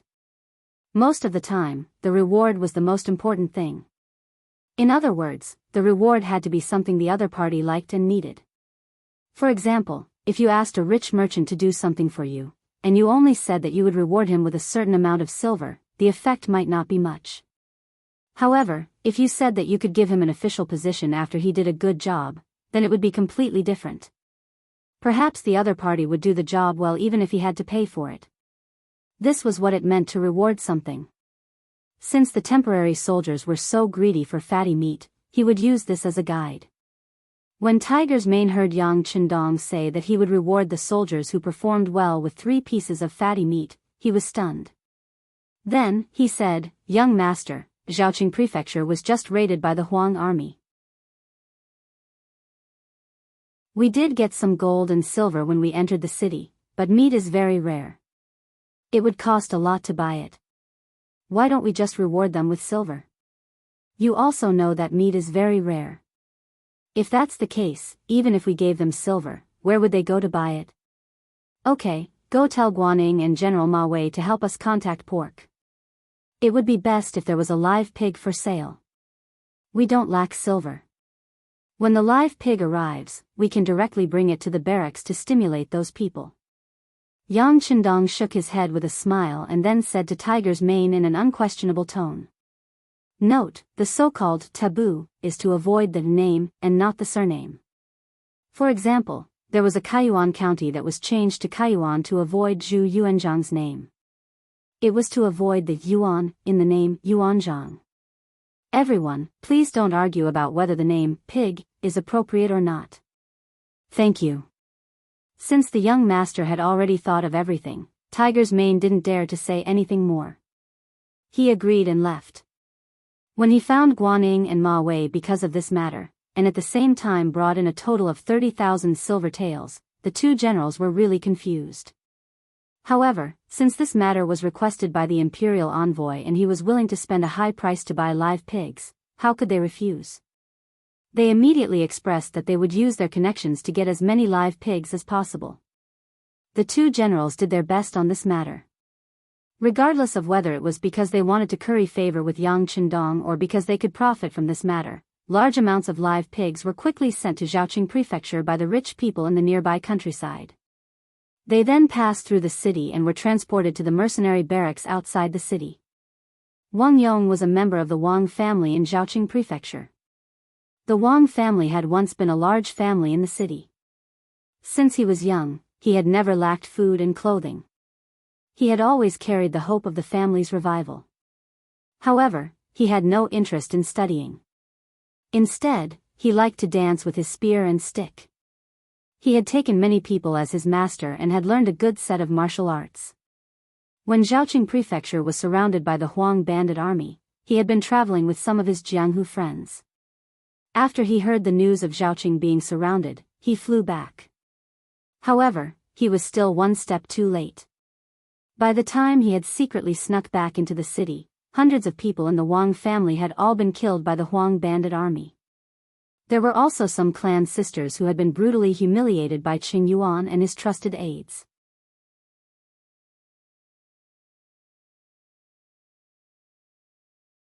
Chapter 386. The furious Wang Yong once again used the name of the Wang clan. To outsiders, he would always use the name Wang Yong from the Wang clan. He gathered a group of brothers to assassinate small groups of Huang bandit soldiers in the city.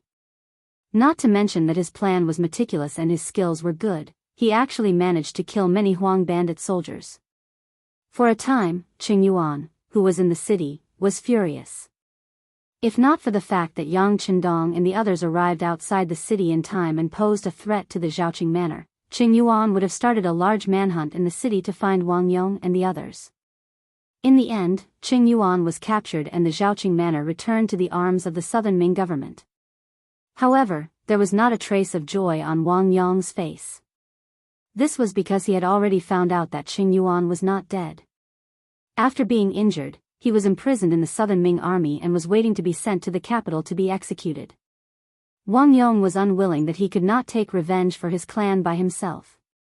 For this matter, he had gone to find the southern Ming soldiers and requested to meet their general. However, how could a person without any official status get what he wanted? Not willing to give up, he saw a large group of pigs heading towards the mercenary camp outside the city. He immediately thought of a plan and chased after the pig delivery team. "I know how to herd pigs. I can help you." The pig delivery team consisted of a squad of Ling Feng, a platoon of auxiliary soldiers, and 100 southern Ming soldiers. Because there were too many pigs, it was difficult for them to herd them. Now that someone was willing to help, they naturally would not refuse. Thus, Wang Yong generously joined the team. Not to mention that his skills were good and his eyes were sharp. Every time the pigs wanted to leave the team, he would be the first to discover them and herd them. This was a great help. After traveling for a few li, the mercenary camp was in front of them. Because of the appearance of these live pigs, the normally heavily guarded military camp relaxed a little. Wang Yong even followed the troops into the military camp. With so many pigs being sent into the camp, the auxiliary soldiers who were training all widened their eyes. When they learned from their instructor that these live pigs would be slaughtered very soon and that everyone would get a share, and that those who performed well would get 3 extra pieces of fatty meat with their meals, each and every one of them worked even harder to train. Even when teaching them how to read and write, they were much more serious. It had to be said that Yang Qindong's move was indeed effective. After Wang Yong followed the team and sent the pork into the temporary pig house, the platoon leader, Ling Feng, who was following the team, came forward to express his gratitude. He even took out some silver as a reward. This was also the military discipline of the Yang family army. They couldn't casually take a needle or a piece of thread from the common people. As long as there were people who helped them, they had to give a corresponding reward. Of course, Wang Yong wouldn't care about such a small amount of silver. He refused. "Sir, I want to see your general." Captain Ling Feng was stunned when he heard this. He immediately understood that the other party had come for something. He immediately smiled and said, "Brother, seeing that you have a strong body, could it be that you want to join us? If that's the case, you don't have to go see a general. There's a recruitment office not far away. You can go there and register your situation in detail." "No. I'm not here to join the army. I have something to talk to your general about." Wang Yong shook his head and said coldly. To him, the Wang family had been destroyed by the Huang bandits. He had no hope of surviving. Right now, he only wanted to kill Qing Yuan and take revenge. After that, he would be at the mercy of others. For someone who had already thrown his life to the back of his mind, how could he have any interest in joining the army? Seeing that the other party wasn't here to join the army, the platoon leader raised his guard. He lightly raised his arm and made a warning gesture to the other members of the Ling Feng. He then smiled and walked in front of Wang Yong and said, "Brother, if you have something to tell me, it's the same. If it's really important news, I will definitely report it to our officers. Even if there's merit, I won't take it from you." As the platoon leader spoke, the other members of the Ling Feng platoon started to approach Wang Yong. Among them was Peng Yu, who had been allowed to join the Ling Feng platoon as an auxiliary soldier by Yang Qindong. Peng Yu hadn't been in the Ling Feng platoon for long, but his enthusiasm for learning was very high. He quickly learned some of the hand signals used by members of the Leng Feng platoon and was very familiar with the platoon leader's hand signals. While they were talking, he had already reached Wang Yong's side. After all, he was a martial artist. When someone suddenly approached him, Wang Yong quickly sensed it. Out of instinct, he suddenly charged at the platoon leader and struck out with his elbow. Those who could enter the Leng Feng platoon and become a platoon leader were all elites in the army. Even if their martial arts were average, they weren't easy to injure. Seeing that Wang Yong's attack was incomparably powerful, the platoon leader quickly retreated and dodged the attack. After forcing the platoon leader back with just one attack, Wang Yong quickly turned around and kicked him. Obviously, the attack just now was just a feint. His real target was the people behind him. He wanted to kill his way out before he was surrounded. Wang Yong charged in the direction of Peng Yu. Peng Yu saw the kick coming at him with a whistling sound. At this moment, his comrades didn't quickly form an encirclement. Peng Yu gritted his teeth and raised his right arm to protect his head. After that, he chose to take the attack head-on. Bang! The kick landed with a powerful force on Peng Yu's body. He couldn't help but let out a muffled sound. But then, he suddenly exerted force and pushed the kick away. Then, he quickly threw a punch at Wang Yong's chest. Peng Yu's reaction was fast and his ability to take hits was strong. This greatly exceeded Wang Yong's expectations. He originally thought that the other party was just a small soldier from the Southern Ming Empire. With his methods, he wouldn't even care if there were 3 or 5 of such people. But now, not only did the other party take the attack from his kick, but he was also able to counterattack. In a moment of carelessness, his body was a little slow in dodging, and the punch landed on his ribs. Although he discovered it in time and wasn't seriously injured, he couldn't help but feel a faint pain below his ribs.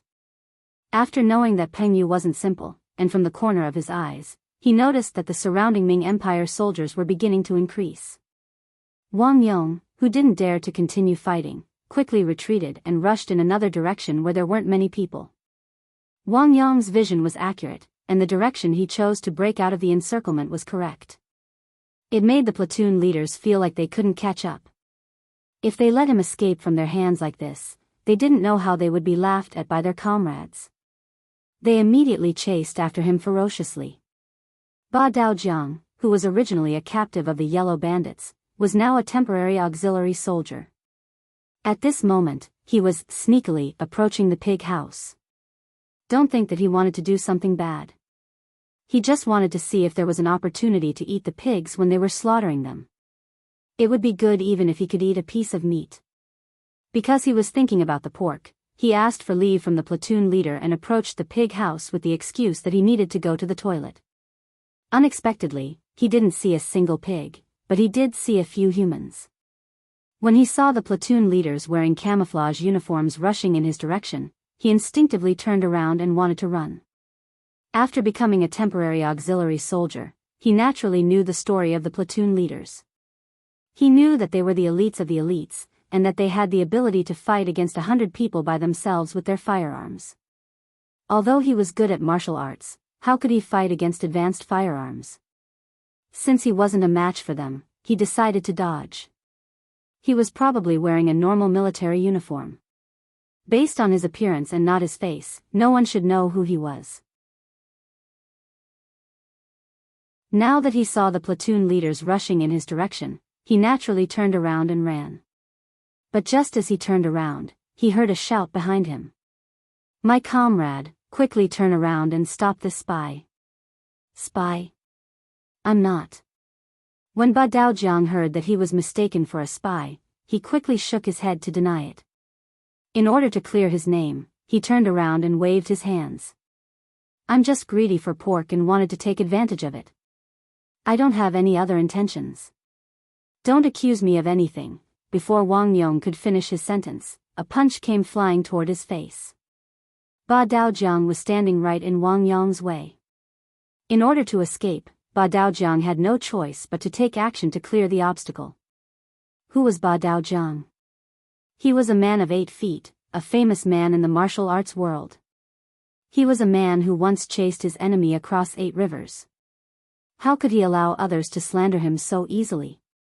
He was naturally afraid of Ling Feng, but he couldn't let Ling Feng teach him a lesson without even giving him a chance to explain. This was also because he had only been a temporary auxiliary soldier for a short time, so he didn't pay much attention to military discipline. Otherwise, he wouldn't have the courage to fight back. It was precisely because the military discipline was still a little loose that when he saw someone about to attack him, he didn't hesitate to fight back.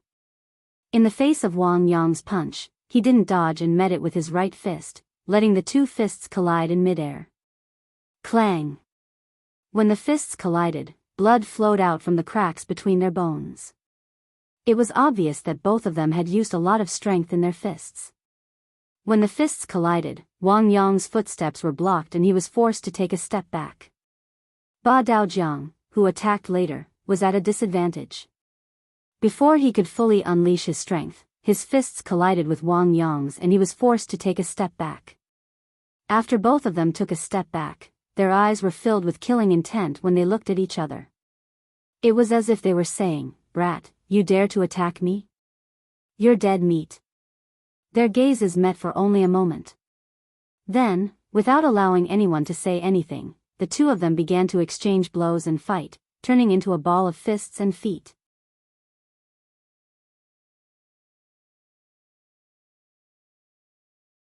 Chapter 387. By the time Peng Yu and Ling Feng arrived, the 2 of them were already covered in wounds and were panting heavily. Both of them wanted to finish off the other in a short period of time, so they used all their strength. In the end, they were evenly matched, and no one gained much advantage. At this moment, the 2 of them were surrounded by Lang Feng's men. Wang Yong, who knew that he couldn't escape, cupped his fists towards Ba Daojiang. "Your kung fu is not bad, and you're fine after taking a kick from me. It's admirable." Wang Yong pointed at Ba Daojiang and Peng Yu, looking like a hero who was teaching others kung fu. "Humph. I haven't fully displayed my abilities yet. Let's fight another 100 rounds, then we'll know who's stronger." Ba Daojiang was obviously unconvinced. In fact, he didn't suffer any losses. He looked a little battered, but they were all superficial wounds. Just like the wounds he inflicted on Wang Yong, most of them were superficial wounds. "Yes, you're not that strong. Just now, you were just careless. Let's fight again. I don't think you can beat me." Peng Yu also lost his temper. He walked out from Lang Feng's team and came to Wang Yong and Ba Daojiang's side. The 3 of them stood in a triangular position. The 3 of them were not united. They were wary of each other and looking for flaws in the other 2. No one had the intention to make the first move. At this moment, several people came from afar. The leader was Yang Chendong, who was wearing a camouflage uniform without any military rank. Speaking of military ranks, Yang Chendong was a little depressed. He could wear the rank of marshal, but his regiment commander, Luo Pe, was only a lieutenant colonel. If he wore that rank, the gap between the 2 of them would be too big. Even so, it was better not to wear anything during normal times. On the contrary, it would give him a sense of mystery. Yang Chendong came here to check on the situation of the pigs. Coincidentally, he received a warning. Tiger's Mane, Beta Persei, and the captain of the first guard team, Chiu Vi, and the others rushed over together. With the arrival of Yang Chendong, Wang Yong's escape route was completely sealed. Seeing that more and more people were arriving, he instead calmed down. Since he couldn't escape, then he wouldn't escape. It was just a pity that he couldn't personally avenge the Wang clan. "Come on, do you want to come at me together or one by one? Grandpa will keep you company." Since he couldn't escape, Wang Yong simply let go of his worries and assumed a posture of wanting to have a good fight. 6. Seeing that Yang Chendong had arrived, class monitor Ling Feng was nervous and wanted to say something. Yang Chendong waved his hand first, then looked at everything in front of him with a smile and said, "What? Aren't you afraid of death? Die? Who wasn't afraid? But as a real man, there are things that he should do and things that he shouldn't do. He can't back down from what he should do, and he can't shirk the responsibilities that he should bear. At most, he'll be a good man again after 18 years. Wang Yong didn't know Yang Chendong's identity, so naturally, he didn't have any scruples when he spoke. Peng Yu, who was standing beside him, knew everything. When he saw that Wang Yong dared to talk back to the sixth young master, he said angrily, "Kid, be more polite when you speak. Don't cause trouble and end up losing your life here." When Peng Yu said this, he more or less warned Wang Yong. From this point, it could be seen that he personally admired Wang Yong. However, he didn't know the details of Wang Yong, so he didn't dare to say anything. Lose my life? Haha. After hearing this, Wang Yong looked up to the sky and laughed heartily, as if he had heard the funniest joke in the world. After laughing a few times, he stopped and said, "What's wrong? It's already like this, will you spare my life?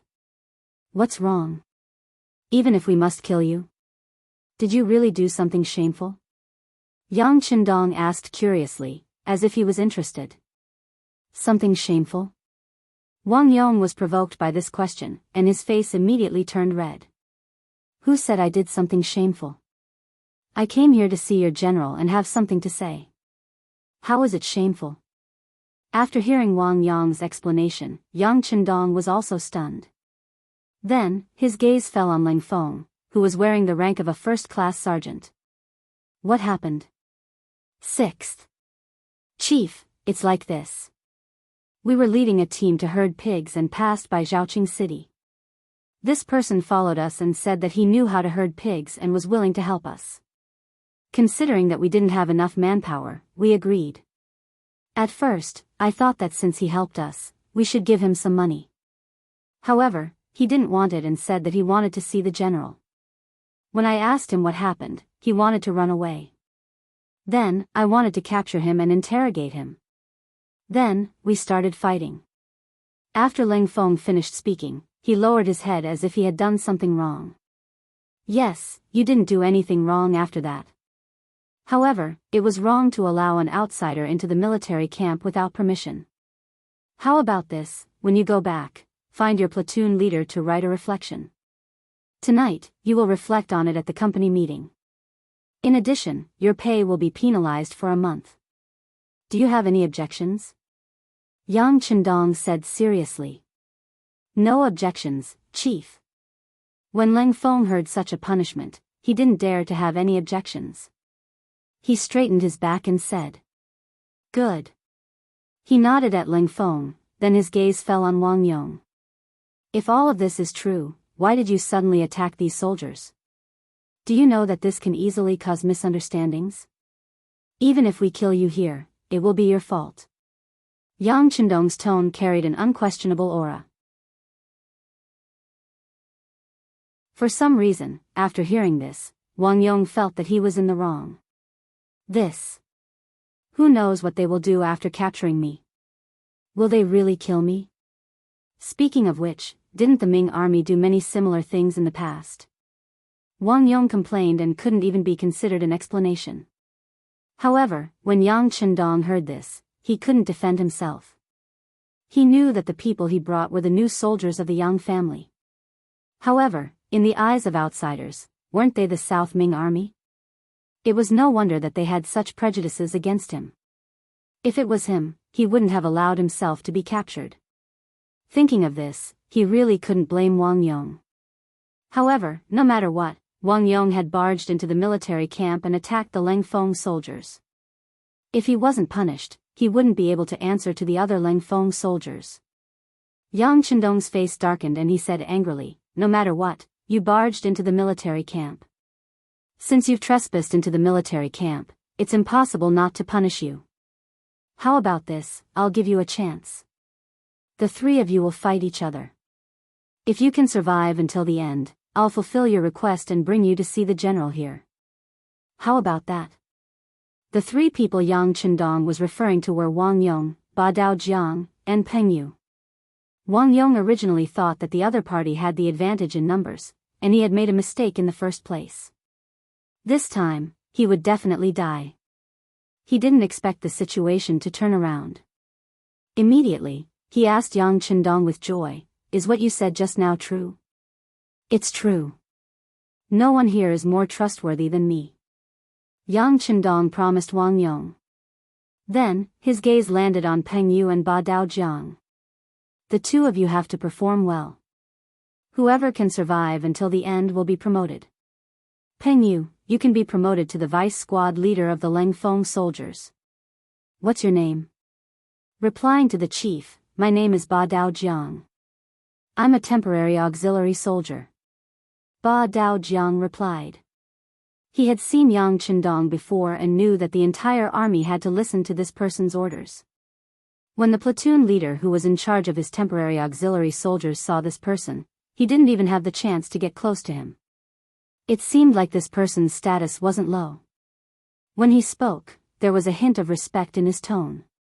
Looking at your clothes, I can tell that you're a temporary auxiliary soldier. Just now, they said that you were passing by because you wanted to get some pig offal. Alright, as long as you can survive until the end, I'll allow you to eat to your heart's content tonight. You can even eat half a pig. At the same time, I'll promote you to a real auxiliary soldier. How about that? When Yang Chendong heard Lang Feng mention the reason why Ba Daojiang was here, he wanted to laugh. It seemed like his decision to get some pork was the right one. When he heard that he could eat to his heart's content, Ba Daojiang's eyes shone with excitement. Chief, I'm afraid that half a pig won't be enough for me. It doesn't matter. If you can eat, I'll give you the whole pig. Yang Chendong smiled. He was surprised by Ba Daojiang's appetite. However, since he had already said it, there was no way he would go back on his words. Alright, I'll definitely perform well. Seeing that Yang Chendong agreed so readily, Ba Daojiang turned to look at Wang Yong and Peng Yu with a serious expression. It was obvious that he was serious about this. The three of them had their own targets. Naturally, it was time for them to get serious. The three of them stood in a triangular formation. First, they cupped their fists and reported their names. Peng Yu. Ba Daojiang. Wang family's Wang Yong. According to the rules of Jianghu, after the three of them reported their names, they began to attack fiercely and crazily. Wang Yong was good at kicking, straight kicks, side kicks, and leaping kicks. He could only see the shadows of his kicks everywhere, which was really a bit like the Foshan shadowless kick. Ba Daojiang Yi Quan was good at straight punches, hook punches, swing punches, and punches to the flesh. Every punch carried the sound of the wind, and the momentum was oppressive. Peng Yu was flexible and good at elbow skills. His body was like a loach that constantly swam around the two people. Whenever the punches and kicks were about to hit him, his figure often flashed and changed his position. Occasionally, his elbow counterattack was also oppressive. Once they were hit, they often cried out in pain. Is this the so-called kung fu? Yang Chendong looked at the exciting scene of the three of them fighting with his hands behind his back. He could not help but ask Beta Persei, who was beside him. Young master, this is kung fu. I can see that the three of them have learned it seriously. They have a good foundation. Beta Persei stared at the scene without blinking. He did not want to miss a single scene.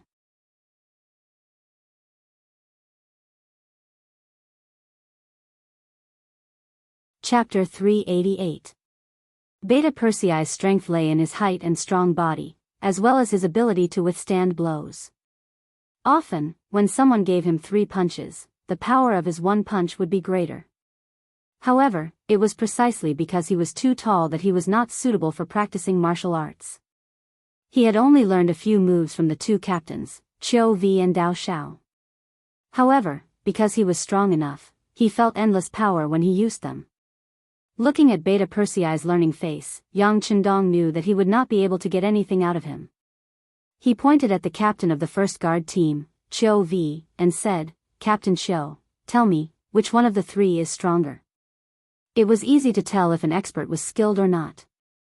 As someone who had also practiced martial arts and had a good foundation, Qiu Vi naturally had a lot of professional considerations when judging. Seeing that Yang Chendong had called him, he took a few steps forward and said, "Young master, the three of them have their own strengths, but Peng Yue seems to be better at guerrilla warfare. He's not suitable for this kind of face-to-face combat." "Oh. You mean to say that Peng Yue will be the first to be defeated?" Yang Qindong asked with interest. "Not necessarily." Qiu Vi shook his head. "Peng Yue is too agile. It's not easy to hurt him. On the contrary, if you're careless and get hit by his elbow, you might have to pay a big price." "What do you mean?" Yang Qindong was a little confused. "Young master, I don't mean anything. I just want to say that the three of them have their own strengths. If you want to determine the winner, I'm afraid it'll be very difficult. However, the three of them are undoubtedly talents.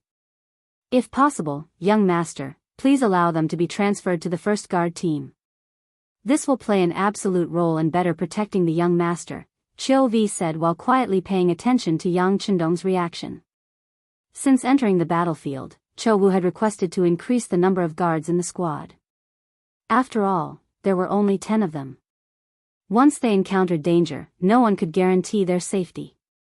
This matter was also approved by Yang Qindong. A gentleman would not stand under a collapsing wall. He still understood this principle. When he heard that Qiu Vi wanted to take the opportunity to ask for him, he was stunned for a moment before he burst into laughter. "You're good, Qiu Vi. Are you waiting for this young master? Fine, since that's the case, I'll see what they think later. If they're willing, I can take them in.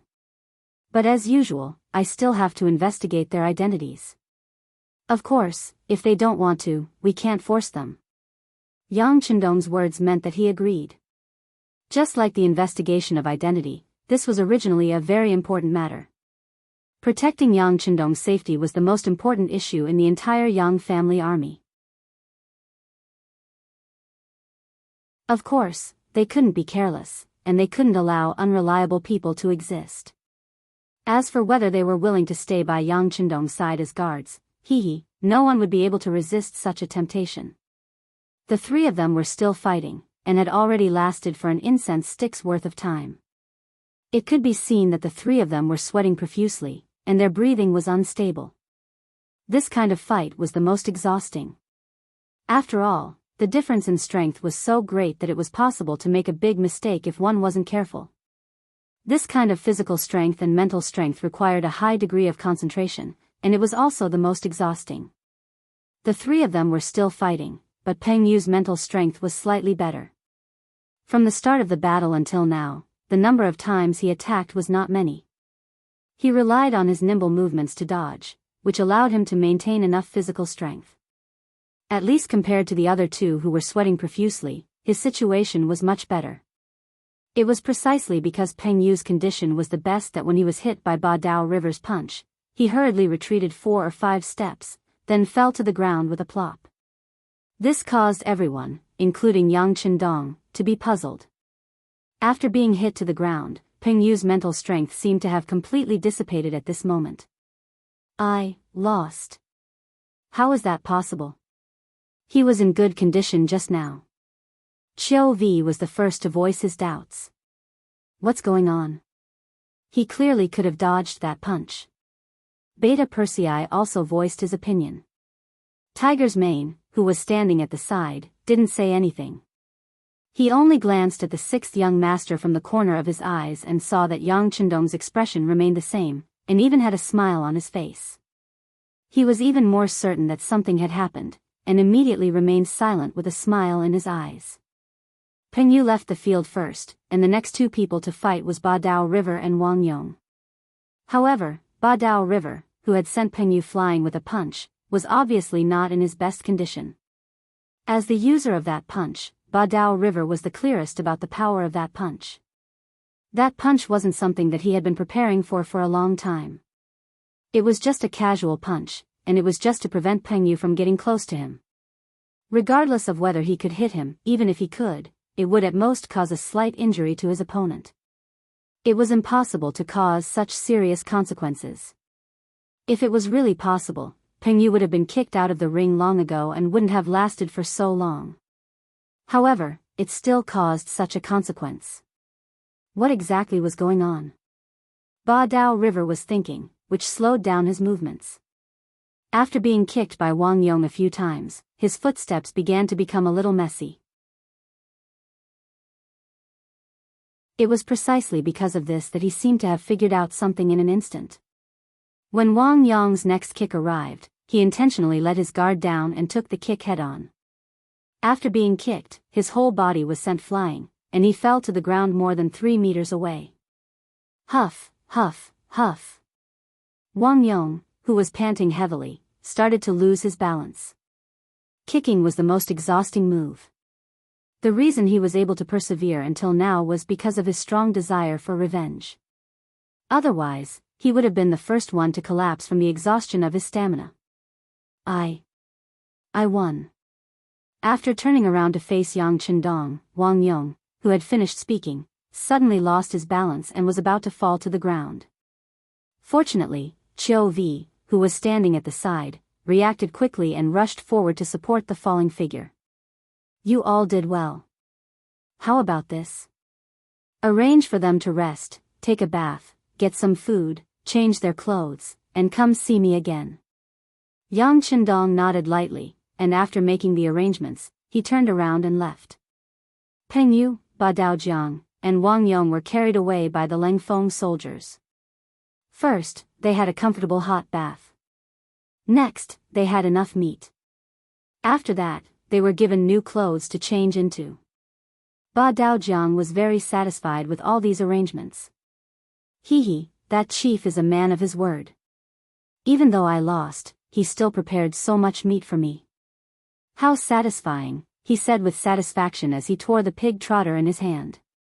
Peng Yu also wolfed down the food. After becoming a Lengfeng soldier, the standard of food was naturally better than normal auxiliary soldiers and temporary auxiliary soldiers. However, after that fight, he had exhausted a lot of his stamina, and now was the time to replenish his nutrients. On the other hand, Wang Yong did not speak while eating. He seemed to be thinking about whether he would be able to meet the general here and whether he could avenge his family. After the meal, Qiu Vi appeared. He looked at the three of them and said, "Let's go. The chief wants to see you." In the largest tent in the Yang family army, Yang Chendong had just finished his dinner when Qiu Vi walked in with the three of them. As soon as they entered the tent, Peng Yu knelt on the ground. "Greetings, sixth young master. I am Peng Yu." Yang Chendong smiled and nodded. "Greetings, sixth young master." Ba Daojiang hesitated for a moment before kneeling on the ground as well. With his personality, there were not many people who could make him kneel on both knees. However, just now, the other party had fulfilled his promise. He had eaten more than half a pig's head and 2 more pig trotters. Based on the other party's promise, it was not wrong for him to kneel on the ground once. After the two of them knelt, only Wang Yong was left. He raised his head and looked at Yang Chendong. "Sixth young master, right? Since I won the competition, can I meet the general here?" "How dare you? Why aren't you kneeling when you see the sixth young master?" Tiger's Mane and Beta Persei saw that Wang Yong did not kneel and even dared to question the young master. They were not going to be polite and immediately shouted at him. Qiu Vi and Dao Xiao, the captain of the second guard squad, were even more direct. They came to Wang Yong's left and right side. It looked like they were going to force him to kneel. "Humph. I knew you guys wouldn't keep your word." Seeing that more people were about to surround him, Wang Yong coldly snorted. Then, he spun his body and kicked Chou Wu and Dao Xiao with his 2 legs in a spinning manner. "Kid, come down." Facing this kick, the 2 guard captains were not anxious at all. They stretched out their arms at the same time and caught him firmly. Wang Yong was caught off guard and fell to the ground with a thud. This was the first time in all these years that his legs had been restrained by someone in a single move. Perhaps it was because he was careless, or perhaps it was because he had not fully recovered from the previous battle. However, it was more proof of Qiu Vi and Dao Zhao's strength. If it were anyone else, they would not have been able to do this even if they tried their best. With a plop, he fell to the ground. His new clothes were also dirty. Even his face was covered in dust. However, this did not make Wang Yong yield. He raised his head and asked Yang Chendong in a questioning tone. You didn't keep your word. How did the young master not keep his word? Yang Chendong had a calm smile on his face. He waved his hand casually and Xiao Vi and Dao Xiao released their hands, allowing Wang Yong to regain his freedom. After regaining his freedom, Wang Yong stood up and said angrily, You said that if I won, you would bring me to see the general here. That's right, I already let you see him. Yang Chendong interrupted him with a smile. See him? Where? Wang Yong looked around suspiciously but did not find anyone who looked like a general.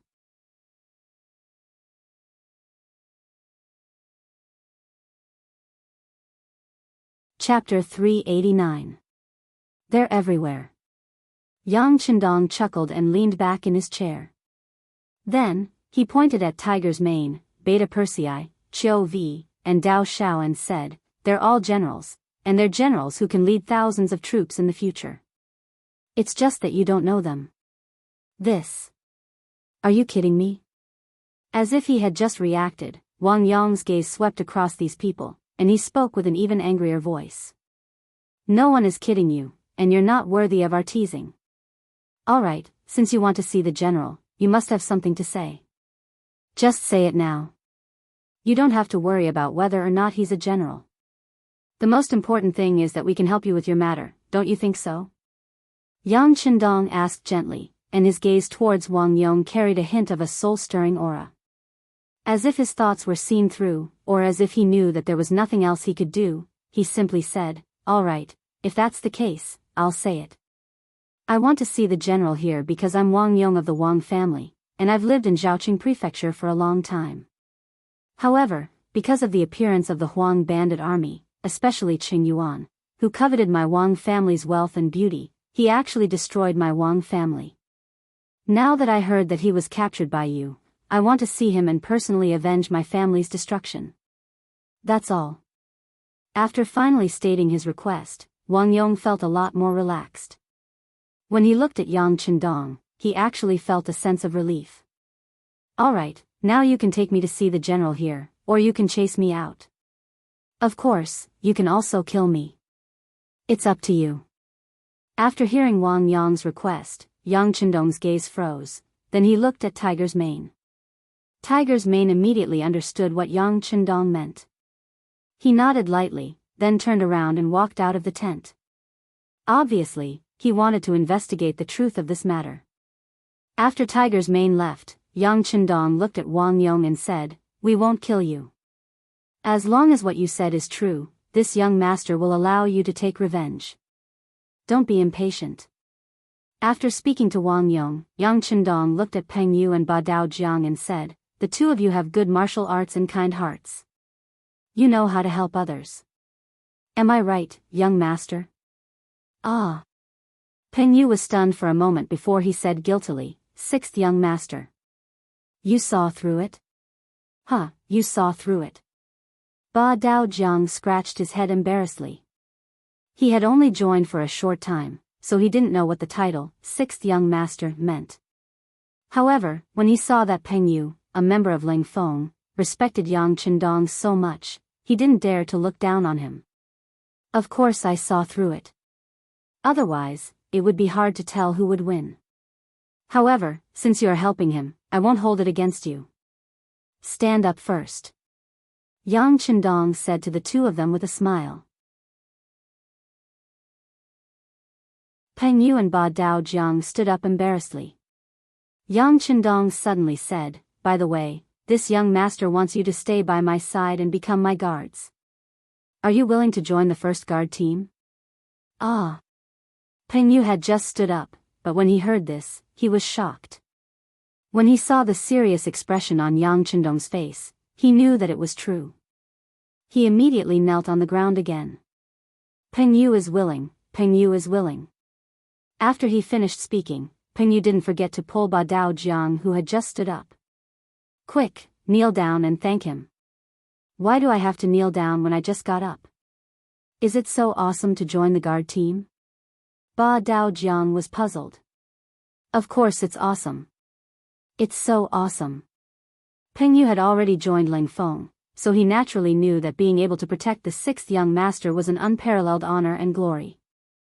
However, when he saw that Ba Daojiang didn't seem to care about his good intentions, he couldn't help but say, "If you join the guard team, you'll have plenty of meat." Oh. That's not bad.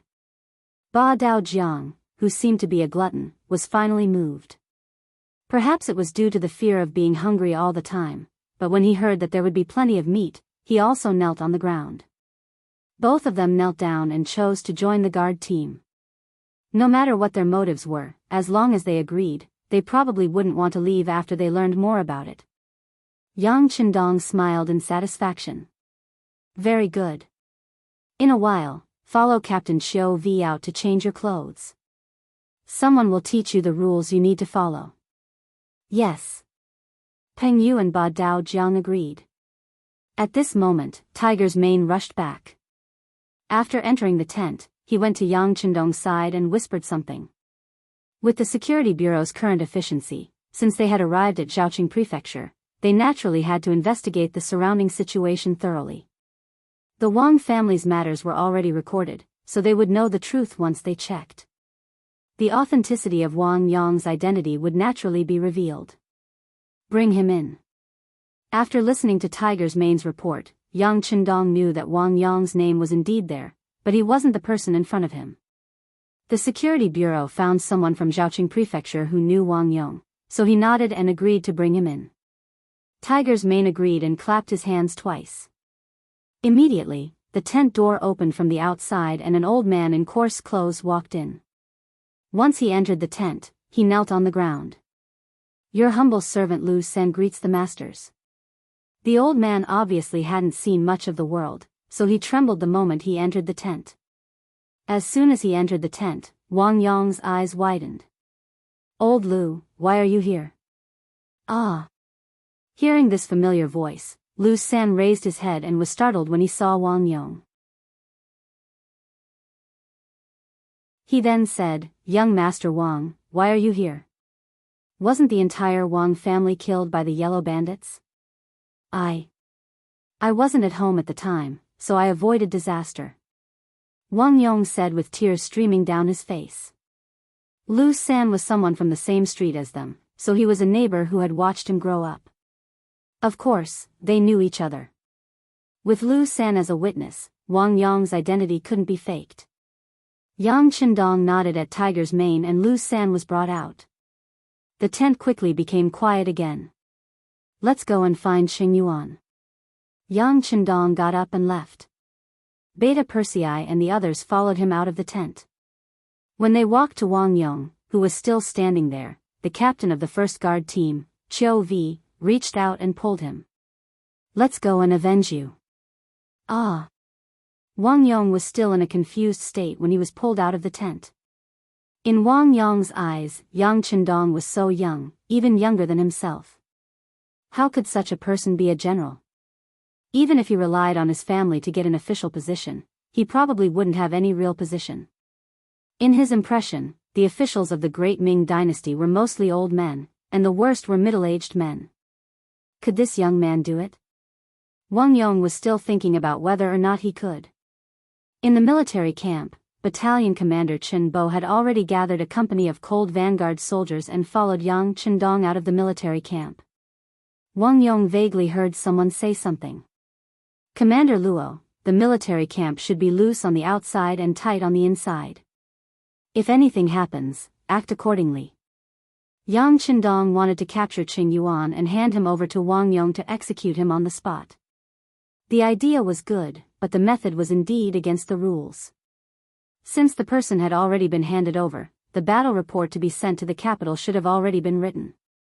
If that was the case, then no matter what he did now, it would be considered a private action and a form of provocation.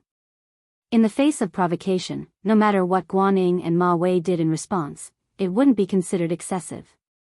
Yang Qindong was very clear on this point. It was because he was clear that he needed to make certain preparations.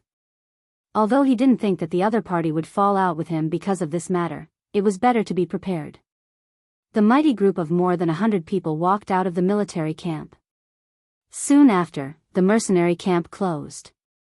As for what would happen inside, outsiders probably wouldn't know. Riding tall horses, Yang Chendong and his group arrived at Zhaoqing City. Because the sky was already dark, the city gates were tightly shut. Only a few Southern Ming soldiers holding torches could be seen. When they saw a group of people approaching from a distance, the soldiers guarding the city became nervous. While they were still far away, they had already drawn their bows and were ready to shoot at any moment. It wasn't until the group got closer and the uniforms of the mercenaries appeared in front of them that the soldiers guarding the city finally relaxed. However, they still didn't open the city gates. Instead, they asked in a loud voice, "May I ask what the mercenary brothers are doing here? Please open the city gates. The imperial envoy has important matters to attend to." Battalion Commander Chen Bo, who was in charge of calling the city gates, said as he raised the king's command banner in his hand that represented the imperial envoy. This was the imperial envoy token that the Minister of War, Kuang Yi, had given to Yang Chendong on behalf of Ingzong. The imperial envoy represented the emperor on an inspection tour. When they were outside, they naturally had a powerful side. This king's command banner was a symbol. When the king's command banner appeared, the Baihu guarding the city saw it and quickly bowed respectfully. They all said, "Long live the emperor." However, although they spoke beautifully, they still had no intention of opening the city gates. "I am truly sorry. It is already late. If the imperial envoy has important matters, please enter the city early tomorrow morning." "What if I insist on entering the city? If you stop me, what if something happens? Can you take the blame?" Yang Chendong appeared on horseback under the light of a torch. When his dignified gaze swept over the city gate tower, the Southern Ming Baihu felt a chill from head to toe. He couldn't help but tremble all over. After experiencing 2 battles, the imperial envoy's name was like a killing god in the hearts of the Southern Ming soldiers who followed him. If it was just a name to scare people, perhaps they could use the reason that it was too dark to refuse. However, when the real person appeared, all excuses were clearly weak. "So it is the imperial envoy who has personally come. I will open the gates, open the gates. Come, open the gates."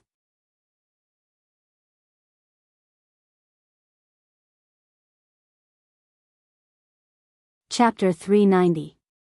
Yang Chendong had only appeared and said a few words, but the city gates that should not have been opened completely opened. This scene was seen by Peng Yu and Ba Daojiang, who were accompanying them, and a sense of pride arose spontaneously. Wang Yong also saw this scene, and his heart was greatly shaken. He had a deeper understanding of Yang Chendong. This young man really did have some ability. The city gates opened wide, and Yang Chendong and his group entered the city. There were already people leading the way to the prison in the city, where Qing Yuan was being held. The prison was not too far from the city gates. In less than the time it took to drink a cup of tea, they arrived here. When they arrived here, there were 2 groups of torches rapidly approaching. Yang Chendong arrived first, and from a distance, he could already see the torches approaching. However, he did not give them a second glance. Instead, he nodded to Chen Bo in front of him, and then the 2 rows of soldiers charged into the prison. The Southern Ming soldiers in charge of security and guarding did not even understand what was going on before they were pressed to the ground. Some people wanted to resist, but they were quickly beaten to the ground after taking 2 more punches. What's going on? The 2 groups of torches finally approached, illuminating the place as if it was daytime. Guaning and Ma Wei appeared at Yang Chendong's side, fully clad in armor. They were originally anxious, but when they saw Yang Chendong's figure, they quickly came over to greet him. "Greetings, Imperial Envoy." "And?" Yang Chendong first nodded his head lightly, then asked in a voice that seemed to be concerned, "It's already late at night, why are you here?" Someone reported to this general that Imperial Envoy entered the city in the middle of the night. "I don't know what happened, so I hurried over to take a look." "That's right, Imperial Envoy, why are you surrounding this place? Also, what crime did these Ming soldiers commit? Why are you beating them?" After Guanning greeted him, his gaze was fixed on Yang Chendong, as if he wanted an explanation. Although Ma Wei didn't say anything, his body was faintly moving closer to Guanning, indicating his attitude. Yang Chendong didn't answer Guan Ying's question directly. Instead, he asked rhetorically, "What? Are you questioning the actions of this imperial envoy?" "I wouldn't dare. It's just that since I'm in charge of Zhaoqing Manor's safety, I have to get to the bottom of this." Yang Chendong was obviously a little angry, but Guanning was not moved. Instead, he insisted. It had to be said that Guan Ying's temper wasn't considered to be popular in the imperial court. Fortunately, he held a position in the Ministry of War and was appreciated by Minister Kuang Yi. Otherwise, he would have suffered a lot for speaking to his superior in such a manner. A person like Guanning wouldn't be popular in the South Ming, but his actions were appreciated by Yang Chendong. Not for anything else, but because he dared to call out to him like this in front of his face. This was enough to prove that his courage was praiseworthy. It also proved that this person valued rules in his bones. This kind of person was what the Yang family system needed. Appreciation was one thing. Yang Chendong didn't have any intention of poaching Guanning. It was very difficult for someone like him, whose career was smooth sailing, to be used by him. If he wanted to use people, he had to choose those who had hit a wall or had lost confidence in the Ming dynasty. Guanning was clearly not among them. Since he couldn't be used by him, Yang Chendong wouldn't be so polite when he spoke. When he answered the other person's question, his voice was much colder. "I don't need to explain my actions to anyone other than the emperor. It's best if you stay to the side. Of course, if you want to challenge my bottom line, you can try." As soon as he finished speaking, the remaining platoon of soldiers quickly aimed their guns at Guanning, Ma Wei, and the others. Moving together with them were Qiu Vi and the others from the first guard squad. Among them, Ba Daojiang and Peng Yu were astonishingly among them. However, Ba Daojiang was holding 10,000 shining steel knives. Even though it was He Tian, their movements were still neat and uniform, giving people a soul-shaking feeling. When the pitch-black muzzles of their guns turned in unison, even Guanning couldn't help but take a step back. The power of these advanced guns had long been tested on the battlefield. To be honest, the power and accuracy of the Great Ming Dynasty's firearms were not something that could be compared to them. In the past, these things were used to deal with the Huang bandits. When they saw it, they only felt satisfied. However, the moment the muzzles were pointed at them, they felt extremely uneasy. There was even a feeling of suffocation that spread through their bodies. Guanning took a step back. How could the other Southern Ming soldiers not be scared into continuously retreating? They still hadn't figured out what was going on, but the imperial envoy had already turned hostile. What was he trying to do? Ma Wei was also shocked by the change in front of him. After taking a few steps back, he steadied his body. When he noticed that he had almost retreated into the midst of the soldiers behind him, he couldn't help but blush. He hurriedly took 2 steps forward and said to Yang Chendong with an apologetic smile, "Imperial envoy, what is the meaning of this? We are all on the same side. Treat me as one of your own. Treat me as the imperial envoy. You still dare to ask me what I am doing? Do you normally treat your superior with this kind of attitude?" Yang Chendong's tone was filled with anger. He then pointed at his feet and said, "Remember your current position. If anyone dares to take a step forward, execute them on the spot." His voice was cold and merciless. This wasn't because Yang Chendong wanted to take revenge for Wang Yong, so he used this ruthless method. He had thought of doing this before. As the imperial envoy, other than killing Zhaoqing's General Jiaping and taking care of the Guangdong Prison Department's Han Qing when he had just taken office, he had never shown his thunderous methods. It was to the point that many people had forgotten his cold image. Just like today, he had used 30,000 taels of silver to buy a pig. According to the Bureau of Security's secret report, the price was actually 30% higher than the market price. This was treating him like a sucker. This wasn't just a matter of money. It was a lack of basic respect.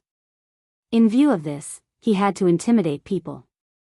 He could take advantage of this opportunity to take revenge on the other side. It could also be considered a wake-up call for them. The imperial envoy had threatened to kill anyone who crossed the line. Regardless of whether it was Guanyin or Ma Wei, their expressions became ugly. No matter what, Zhaoqing was still southern Ming territory. Although the city was taken down by them, they had given them enough benefits as discussed before. Since it was like this, what right did they have to order them around as the owner? Wasn't this going too far? At this moment, no matter if it was Guanyin or Ma Wei, both had a sullen expression on their faces. The soldiers beside them also felt the anger of the general. One by one, they involuntarily placed their hands on their waists, where there was a saber. Suddenly, an austere atmosphere filled the air. It was also at this time that the originally friendly relationship between everyone began to change. Yang Qindong, who had experienced who knew how many life and death situations, was naturally especially sensitive to this kind of murderous aura. It wasn't just him. Even Leng Feng and the members of the small guard squad all gripped the 95 style tightly in their hands. It was as if they were waiting for an order to start a massacre. If they really fought at such a close distance, it was basically impossible for Leng Feng to come out unscathed. However, the final victor would undoubtedly be Leng Feng. The advantage of modern weapons against cold weapons was still very obvious. Yang Qindong obviously understood this point. However, he was even more clear that now was not the time to truly turn hostile. Putting aside the fact that his two wives were still in the capital of Beiming and some of his businesses were still developing there, if they really fought, even if he could kill Ma Wei and Guanyin, what was the use? These people had no enmity with him. There was no benefit in killing them, only harm. He wasn't willing to do such a loss-making business. He was very clear on this point. Seeing that swords were drawn and bows bent, Yang Qindong suddenly spoke. What? Did you eat too much pork and want to move your body a little? Once these words were spoken, General Ma Wei's originally angry face suddenly flushed red. However, his anger had disappeared. Others might not understand the meaning of these words, but he was very clear. This time, he was in charge of helping the mercenaries buy live pigs. Out of his habit of taking advantage of opportunities, he more or less deducted a little, about 7,000 to 8,000 taels. This was because of his habit, and also because he was envious of the mercenaries' gains. Why should they get all the benefits after entering the city and he get nothing? You guys get the meat, no matter what, we get the soup. Therefore, when he knew that the mercenaries needed a large number of live pigs, he had an idea. He acted first and reported later, so he deducted a certain amount of commission and benefits. He originally thought that the matter was done covertly. However, Yang Qindong had always been very careful. He was afraid that someone would do something to the food, so he had arranged for Yang San to have the security bureau secretly keep an eye on it. He didn't expect that the inside story would be uncovered. Now that Yang Qindong had exposed the matter in front of everyone, Ma Wei's face turned red, and he felt a little lacking in confidence. At this moment, his expression also changed very quickly. It must be a misunderstanding. Quickly stand properly and retreat. Really, we know that the imperial envoy is doing something, we should cooperate. The sudden change stunned the other soldiers. However, since the general had spoken, they didn't dare to disobey. One by one, they put the swords that they were about to pull out back into the sheath. Then, they retreated a few steps, maintaining a safe distance. This change made Guanyin very puzzled. He couldn't understand why Ma Wei suddenly changed his attitude. However, before he could ask anything, his body was already pulled back a few steps by Ma Wei. It was also at this time that there was movement from inside the prison. Dozens of soldiers carried an injured man out.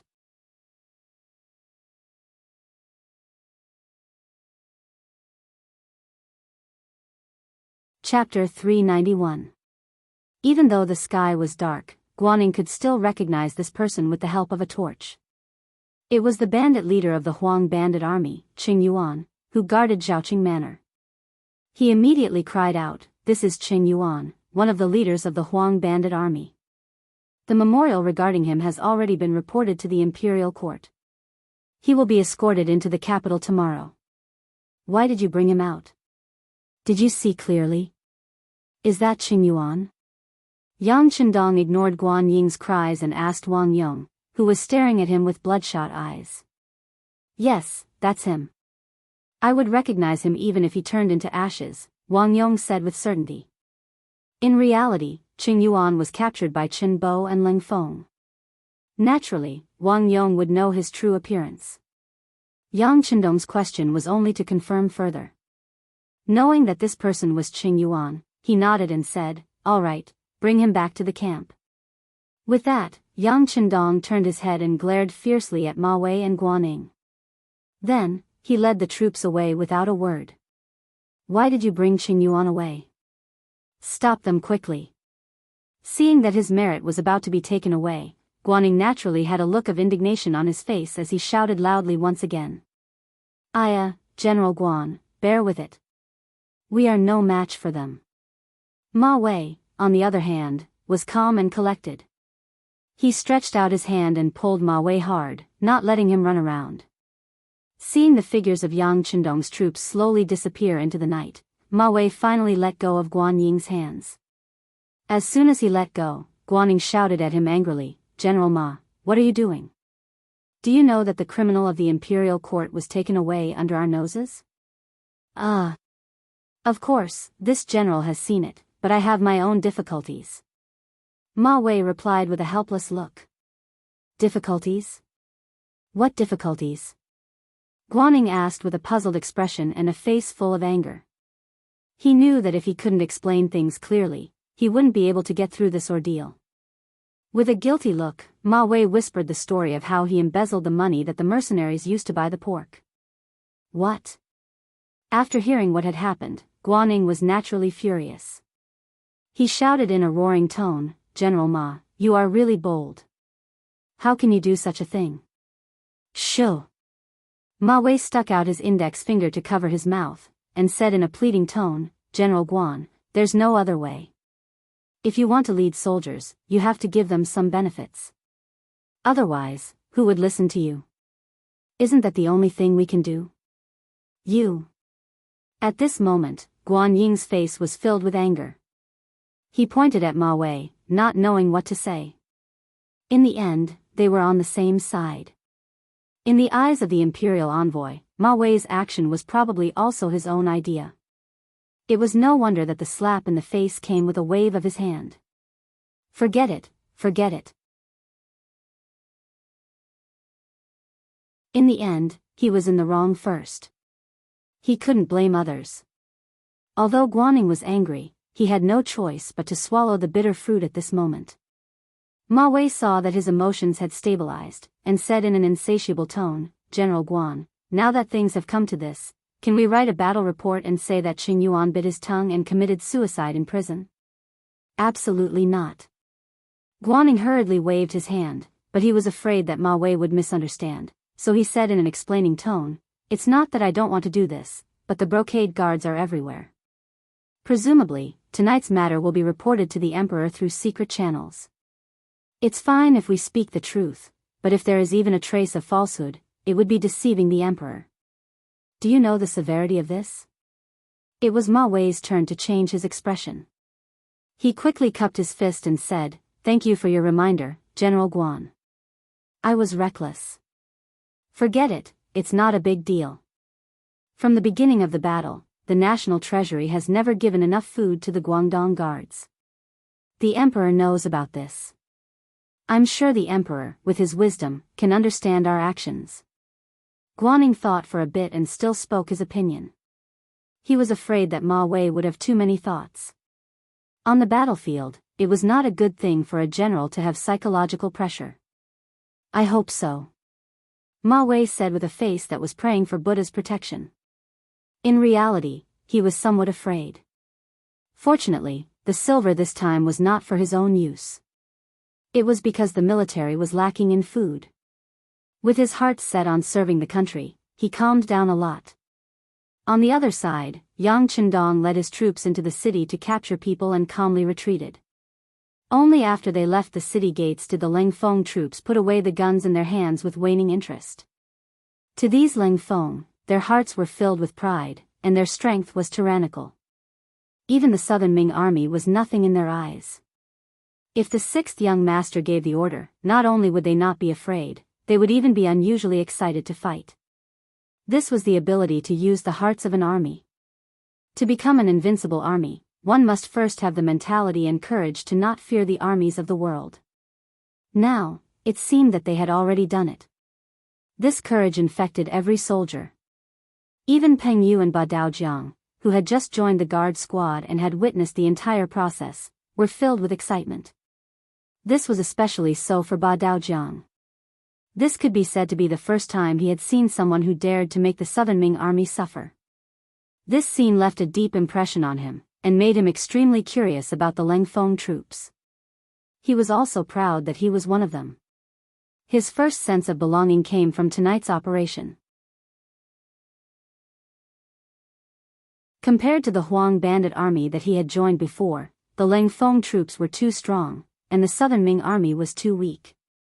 After joining such an army, even if someone wanted to chase him away, it would be very difficult for him to leave. Wang Yong also stood in the group. At this moment, he was staring at the bound Xingyuan. In his eyes, there was only this person. The scene of the Wang family's hundreds of people dying tragically appeared in his mind from time to time. At the entrance of the military camp, someone had already sent the news after Yang Qindong and the others had left the city. At this moment, the gates of the camp were wide open. Commander Luo Pe and Political Commissar Kong Jia had already led the soldiers to line up and wait. When they saw the sixth young master's figure approaching, the two of them stood at attention and saluted. "It's fine. Just arrange for people to be on guard. The other soldiers can go and rest. Oh right, hand Xingyuan over to Wang Yong for revenge." Yang Qindong rode into the military camp. Then, everything in the military camp fell silent again. After arranging for someone to give Wang Yong a military tent and sending the bound Xingyuan in, Yang Qindong did not bother about this matter anymore. Instead, he went directly to his own tent to rest. First Madame Hu Yan, third Madame Shui, and Miss Su Monaire were all waiting here. When the two madams heard that Yang Qindong had left the military camp at night and that the entire military camp was under martial law, they were naturally worried. Su Monaire saw that the two madams did not go to rest, so she did not go to sleep by herself. Besides, she was also very curious about what Yang Qindong was doing, so she also stayed. She had not been by Yang Qindong's side for a long time. Speaking of which, the two of them had not even had a chance to be alone. As a result, the sixth young master still gave her a mysterious feeling. Of course, Su Monaire had tried different ways to ask Hu Yan and Madame Shui about this loyal and courageous duke. However, the two madams were very smart. They would say what they should and would not say anything more than what they should not. This made Yang Qindong even more mysterious. Tonight, the military camp was suddenly under martial law. Even outside the tent where Yang Qindong usually chatted and ate with the madams, there were more guards. How could this change escape Su Monaire's eyes? She carefully observed, and her heart was filled with shock. What does this young master want to do? Will he be in danger? That shouldn't be the case. Based on the confidence he displayed on the battlefield, I really don't know who could threaten him. He should be fine. When thinking of this, Su Monaire herself did not know that she was already faintly worried about Yang Qindong. As for why she thought so, she was afraid that she could not figure it out for the time being. Su Monaire did not stop all this until Yang Qindong returned to the military camp tent safely. Even when Yang Qindong's gaze casually swept over her, she blushed for a while. As people said, everyone loved beautiful women. How could a hero not be loved by beautiful women? Sixth young master is back.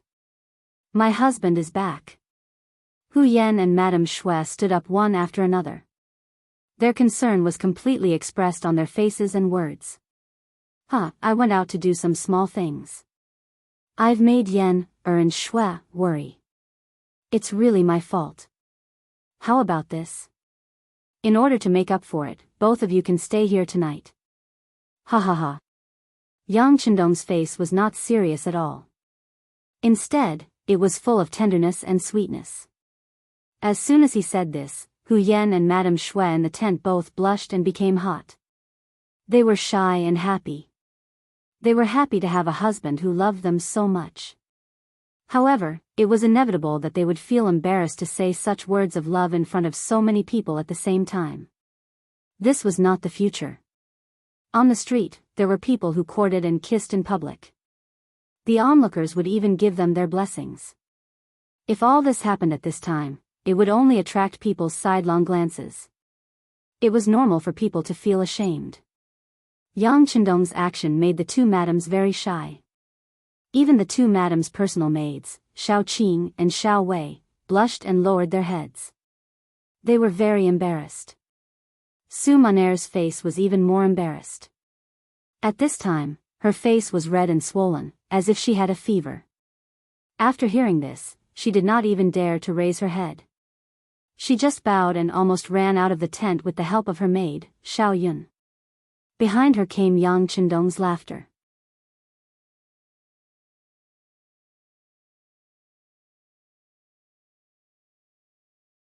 Chapter 392. Sixth young master, Miss Su is not married yet. She is very thin-skinned. If you do this, she will inevitably feel embarrassed. Hu Yan walked forward and took the initiative to remove the military windbreaker that Yang Chendong was wearing. Then, she said with a coquettish expression. Who asked her to come over and join in the fun for no reason? I didn't invite her either. Yang Chendong said casually. Then, he stretched out his hand and hugged Hu Yan's slender waist. Hu Yan's face was filled with happiness. When she was hugged, she did not show any signs of rejection. Instead, she said to her personal maid, Xiao Qing, quickly bring the hot water over. Third sister and I will serve my husband to bathe. On the other side, Su Maner hurried back to her military tent. Even after she sat down again, her heart was still beating fast. The maid, Xiao Yun, said in an extremely dissatisfied voice, Miss, this sixth young master of the Yang family is really something. He knows that Miss is still here, yet he said such shameless words. He really doesn't respect others. Xiao Yun, be quiet. Su Maner's body shook when she heard this. Then, she said in a slightly stern voice, Xiao Yun, you can't say such things in the future. You have to understand that we came here of our own free will. No one forced us. Do you know? If he insists on chasing us away because of your words and actions, then how will we achieve the goal of this trip? Even if I die, I won't be able to face my family. After Su Maner's expression became serious, Xiao Yun had already shut her mouth. When she saw that her master's expression became more and more serious as she spoke, and her eyes were about to turn red, she hurriedly came forward. Miss, Xiao Yun was wrong. I won't dare to do it again in the future. Xiao Yun, it's not that I have to scold you. I also know that you are fighting for justice for me. But who asked me to be born like this? At this moment, I finally saw the hope of revenge. Even if I have to risk my life, I have to give it a try. So, we can't make a single mistake in the future. Do you understand? Miss, Xiao Yun understands. But do you really trust him that much? If we really do it, will he really fulfill his promise? Xiao Yun nodded in agreement. At the same time, there was a trace of suspicion in her expression. Towards Xiao Yun's question, Su Maner was also unable to give the most correct answer. But in order to avenge her family, what else could she do other than choose to believe? Therefore, she could only nod and shake her head as she said, I don't know either, but he shouldn't go back on his word. He wouldn't lie to me, right? Miss, let's hope so. Let's hope our sacrifice is worth it. All right, it's late. Miss, you should sleep first. Xiao Yun sighed in her heart. She didn't know if what Miss was doing was right or wrong, but there was one thing that was not wrong, and that was that she would definitely follow by Miss's side. Even in the face of death, she would not retreat half a step. That night, Su Maner couldn't sleep. After that, she even had a nightmare.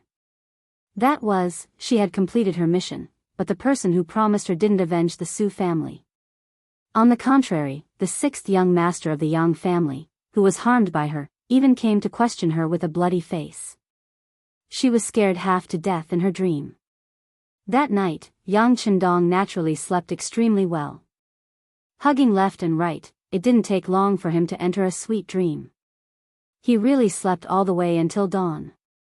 That night, Wang Yong didn't sleep at all. First, he cut Qing Yuan over 100 times. If he hadn't used a cloth to gag the other party's mouth earlier, he was afraid that the miserable screams that night would have caused the entire military camp to be unable to sleep peacefully. After killing Qing Yuan, Wang Yong knelt in front of Yang Chendong's tent until dawn, until Yang Chendong came out for his morning exercise. When Yang Chendong came out of the tent in camouflage clothes, Tiger's Mane, who was guarding outside, jogged over. "Young master, he's been kneeling here for most of the night." Qing Yuan was also killed by him. Got it. Send him to the auxiliary regiment like this. Let him learn to abide by the rules first and wash away the evil aura on him. Yang Chendong nodded lightly. Then, he brought Beta Persei, Qiu Vi, Peng Yu, Ba Dao Jiang, and the others from the first guard team and started jogging in the military camp. Yang Chendong didn't want to keep all the capable people by his side, especially people like Wang Yong who had a strong evil aura. If he didn't know the rules, Yang Chendong would rather not have him than keep a bomb by his side. But thinking about it, if Wang Yong really had the ability, he would climb up step by step and eventually become a true warrior. 1451 AD, the second year of Tianshan, the third year of Baiming, the 6th month of Jingtai. The Guangdong Yellow Bandit Army began their final frenzied counterattack. With Wuzhou Prefecture and Xuanzhou Prefecture as the center. In the north, at Mengzhu Ridge, Heavenly King Cui Yen led 20,000 troops and was ambushed by the 2nd Regiment, Kong Chuanxin's 3rd Battalion, 2 auxiliary battalions, and Pingle's General He Sheng. After the battle, Heavenly King Cui Yen died. Less than 10% of the 20,000 troops escaped. In the south, Heavenly King's son Jianglong had just left the city when he was met with the 2nd Regiment, Wu Xing's 1st Battalion, 2 auxiliary battalions, and Xiao's General Yu Guang's fierce attacks. After losing, he lost Gaozhou Prefecture and retreated to Laizhou Prefecture. Facing the 40 rocket launchers, he couldn't defend the city and retreated to the seaside to leave. However, not long after, there was no more news. What the others did not know was that the Yang family's navy was already waiting for them at sea.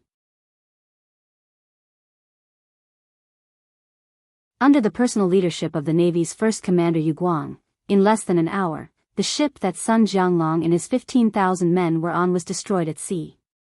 Another 13,000 survivors were salvaged, while over 1,000 others lost their lives in the sea. In the west, with Xuanzhou Prefecture as the starting point, Heavenly King Ru Honghai led 30,000 troops to test the waters of Nanning Prefecture and Liuzhou Prefecture of Guangxi. However, because the enemy was well prepared and had the advantage in numbers, the attacks were neutralized. In the end, after losing 10,000 troops, they retreated to Xuanzhou Prefecture to rest. At this point, Huang Yuliang's so-called four-sided attack strategy had completely collapsed. Not only that, the east and north of Wuzhou Prefecture had already been stationed by the Southern Ming Army to suppress the bandits. At this moment, the people in the city were in a state of panic. Some of the leaders also had their own thoughts and plans. This was already the 3rd day since Yang Chendong brought troops to Wuzhou Prefecture. Ever since he arrived 3 days ago, he didn't immediately attack the city. On the contrary, he ordered people to defend it tightly. From time to time, the drums of the army would sound, causing the Huang bandits in the city to be like birds startled by the twang of a bow. Kong Lingxin's 3 battalions to the north also had the same attitude. They also surrounded the enemy without attacking, and their war drums beat loudly. Yang Chendong's actions had once confused Guan Ying and Ma Wei. The two of them walked into the large military tent and came in front of the 6th young master. Imperial Envoy. Once the two generals entered the tent, they cupped their fists and bowed. The two generals have come. Serve tea. Yang Qindong wasn't wearing a military uniform. Instead, he wore a normal green robe. Just from this, it could be seen that he didn't have any desire to fight.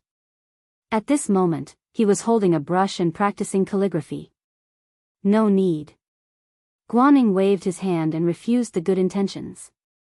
He raised his head to look at Yang Qindong and said in a serious tone, "Imperial envoy, I don't know why the Huang bandits are right in front of you, but you must surround them and not attack.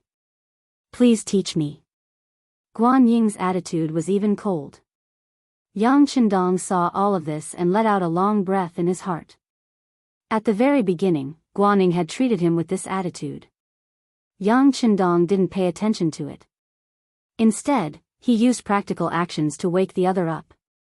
He let him know what it meant to shock the world with a single brilliant feat. Guan Ying's attitude towards him had changed completely after the victory at the Battle of Canton Prefecture City. However, ever since he openly snatched the captive Qing Yuan in Zhaoqing Prefecture, the relationship between the two had clearly changed. They became much more unfamiliar. Now, he had directly come to question him. It could be seen that this person truly had a problem with him. At some point in time, Yang Qindong even had the thought of recruiting him for his own use. Guaning was indeed a talent. At least, he was much more pragmatic than some of the other Ming dynasty generals. However, a general of the Southern Ming dynasty was still a general of the Southern Ming dynasty. His heart was still more inclined towards the Great Ming. This kind of person could be called a loyal official, but could also be called a foolishly loyal general. They all had a similar characteristic. They wouldn't easily change their original intentions. In other words, it was very difficult to change the mentality of these people. Take Yu Qian for example. He was also foolishly loyal. However, Yang Qindong had spent a lot of effort on him. Under the influence of nearly a year in Crimson City, even a stone's heart could melt. Finally, the environment changed a person. Yu Qian had become an important official of the Yang Xie dynasty. He was in charge of the affairs of Crimson City and the nearby cities. He had also displayed his ability to manage everything in an orderly manner. Yu Qian could be changed because in Yang Qindong's heart, he was a very capable person. He was worth the price to attack his heart. However, although Guaning was a good general, he wasn't unique. In the new Yang Xie dynasty army, there were no lack of good generals. There were even a few who had shown their talents as commanders. Since that was the case, why would he spend so much effort on Guaning? Originally, Yang Qindong didn't have much hope. Naturally, when he saw Guan Ying's attitude, he wasn't angry. On the contrary, when faced with his question, he continued to practice his calligraphy as he spoke with an indifferent expression. Surround but don't fight? Naturally, it's because there are too many Huang bandits in the city. With our small number of soldiers, we can't take them all down. Since that's the case, it's better to slowly wear them down. You've also seen that starting today, there are already Huang bandits coming out of the city to join us. Although there aren't many of them, only a dozen or so, it's still a good start. I believe that if I slowly endure like this, in less than half a year, the Huang bandits in the city will collapse on their own.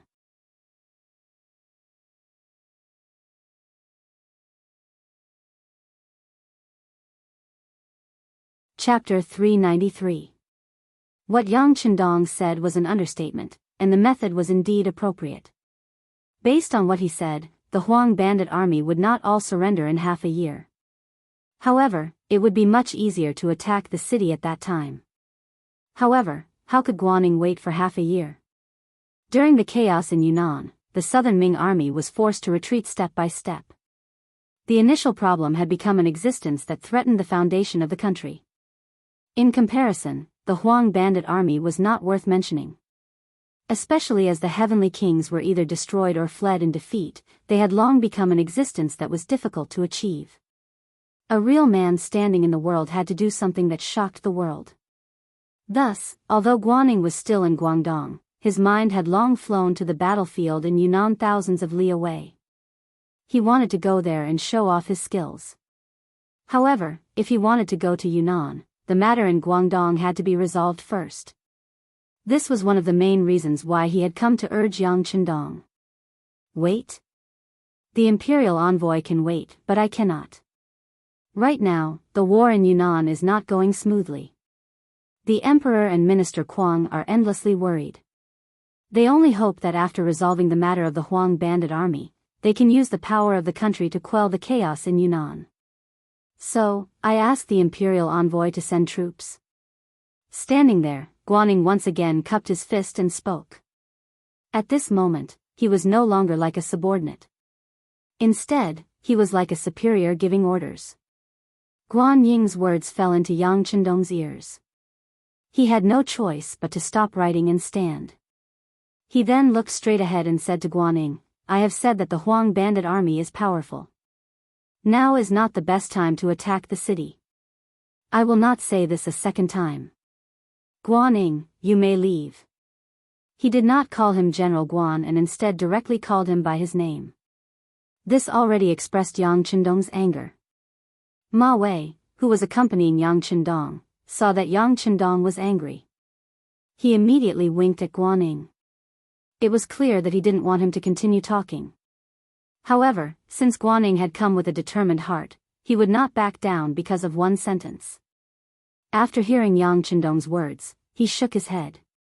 Fine. Since the imperial envoy does not think the time is right, I request to lead troops to attack the city. Please allow it. Approved. Yang Chendong agreed without hesitation. Since this person was determined to do so, he could not stop him. He would just fulfill his wish. He had not thought that Yang Chendong would agree so readily. Guaning was first surprised, then his eyes showed gratitude. Thank you, Imperial Envoy. Guaning left, followed by Ma Wei. As soon as they left the tent, Tiger's Mane, who was standing at the side, was puzzled. Young master, why did you agree to his request? He's a good general, and he's smart. This young master is just helping him. I hope he can be a good opponent in the future. After saying that, Yang Chendong lowered his head and continued to practice his calligraphy, leaving Tiger's Mane standing there at a loss. Tiger's Mane could feel that there was a hidden meaning in the young master's words, but he still needed to figure it out himself. But he really could not figure it out for a while, so his gaze fell on Beta Persei, who was standing on the other side. Feeling Tiger's Mane's gaze, Beta Persei dodged again and again, turning a blind eye. It was not for any other reason, but because he also could not understand the hidden meaning in the young master's words. For him, there was no need to worry about these complicated things. He only needed to protect the young master's safety. As for Tiger's Mane, if he wanted to think about it, then he could think about it. If he wanted to have a headache, then he could. Seeing that Beta Persei did not look at him, Tiger's Mane secretly scolded him for being an idiot, but then he also laughed. He could not figure it out himself, so how could he not be an idiot? Not long after Guaning and Ma Wei had walked out of the tent, the latter asked in confusion, General Guan, why are you so aggressive? The imperial envoy is not to be trifled with. Of course, I know he is not to be trifled with. I am just expressing my position. Guaning stood still and then let out a long breath as if he was very relaxed. Expressing your position? Ma Wei's face was full of confusion. Yes, expressing your position. General Ma is different from me. You are the commander of the Guangdong Guards, and Guangdong has just experienced war. I'm afraid you will need to stay here to guard for a while. After everything is settled, I will return to Jingdo. When the time comes, I will be rewarded. Under the glory, I will naturally be envied. It is inevitable that there will be villains who will slander the emperor. At this time, falling out with the imperial envoy is expressing my position. This way, I will not be suspected by others. This is one of the reasons. Although these few battles seem to be going smoothly, in reality, it is all due to the efforts of the imperial envoy and the mercenaries. We have always been dispensable existences. In order to prove ourselves, we need to fight a real battle. This is also where we have the opportunity to perform. Guanning spoke the thoughts in his heart completely because he knew Ma Wei would not be able to return to Jingdo to take up a post for a while. To people who could not threaten him, he could open up some of his heart. Of course, if he didn't make the matter clear, Ma Wei would probably not fully cooperate with him. This would also be very difficult for him to take down Wuzhou. This was also one of the important reasons. After being said like this, Ma Wei finally understood. After sighing in his heart about Guan Ying's careful thinking and long-term vision, he immediately expressed his position. General Guan, since it is like this, I will fully cooperate in the attack on Wuzhou. We will fight however you want. Good, I have already ordered people to make the scaling ladders and other items needed to attack the city. They should be ready in a day. At that time, we will attack the city with all our strength. The great merit will be right in front of us. Guanning wanted Ma Wei to say this, so he immediately spoke excitedly. Good, Ma Wei said in a similarly excited tone. During the chaos in Guangdong this time, as the commander of the Guangdong Guard, he was not able to quell the bandits at the first moment. He was originally guilty. Now that he had the opportunity to take the blame, of course, he did not want to let it go. The two generals had the same goal. After returning to their tent, they began to prepare enthusiastically. A day later, when the wooden scaling ladders were completed, the attack on the city began. Within Wuzhou Prefecture City. In a large courtyard, a new signboard was hung high up. The two large words, Zhu Manor, were written on it. This was the manor of Zhu Fangyong, one of the leaders of the Huang bandit army. As a chess piece that Yang Chendong had placed in the Huang bandit army, Zhu Fangyong's performance was exceptional. After saving Huang Yuliang's life and losing 3 of the 4 heavenly kings, he had become one of young Master Huang's trusted aides. Of course, Zhu Fangyong was clear that Huang Yuliang was both wary of him and using him.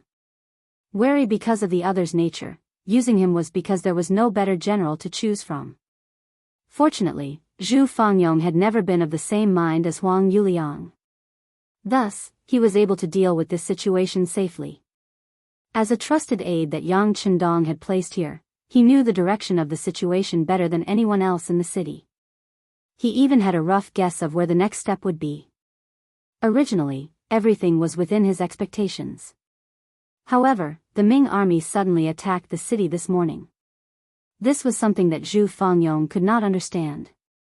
Based on the previous plan, they should first surround the city and wait for the morale of the city to fall into chaos before making their next move. However, why did they suddenly attack the city? Had there been a change in the plan? However, he should have been notified first. Just as Zhu Fangyong was feeling uneasy about the matter in front of him, the person in charge of communications, Ling Feng, finally appeared. The person who came was dressed as a farmer delivering vegetables.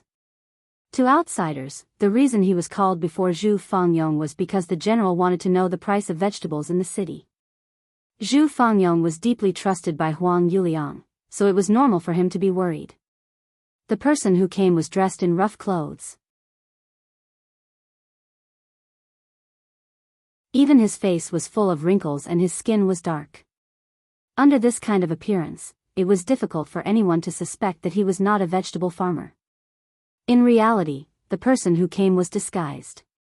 This was one of the necessary methods to become an elite spy of the Security Bureau. I am 007. You can call me 007. This is a token.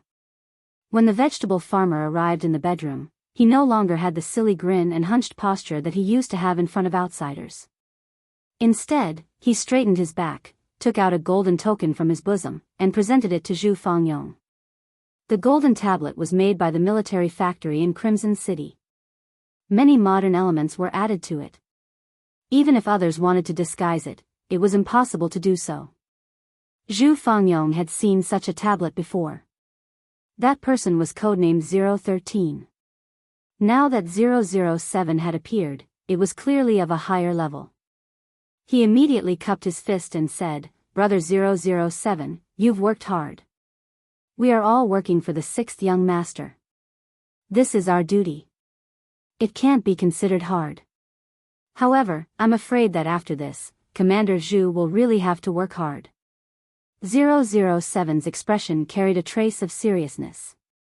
Following this, he explained the matter of the Ming army taking the initiative to attack, as well as the method the sixth young master had proposed to deal with it. The sixth young master's meaning is that the Ming army outside the city can be considered an elite division of the southern Ming Empire. If possible, it would be best to use the head of the Huang bandit army to exhaust them. Then, when the time is ripe, the next step of the plan can be carried out. 007 spoke as he took out a secret letter and handed it to Zhu Fangyong. Commander Zhu, please open it on the spot and then burn it in front of me. This will allow this subordinate to return with an explanation. Well said, well said. Zhu Fangyong knew that since 007 had said this, then the secret letter had to be burned. This was actually for his own good, to prevent any evidence from being left behind. Opening the secret letter, Yang Chendong's handwriting jumped into his eyes. When Zhu Fangyong saw the sixth young master's overall plan, he couldn't help but nod his head. Good, good. The sixth young master's plan is good. This commander will carry it out seriously. After speaking, the dense letter was burned into ashes. Another quarter of an hour passed, and the farmer walked out of the study with a fawning look on his face. In his hand was a piece of 5 taels of silver. His smile was so brilliant that the wrinkles on his face seemed to be able to squeeze a bunch of flies to death.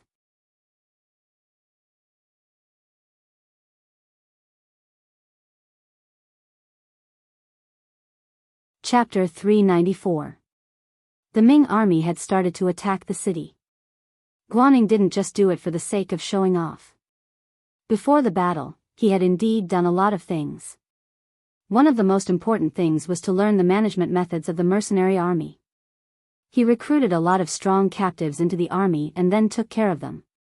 He also said that whoever could make a great contribution in the next battle would be rewarded with money, meat, and even an official position.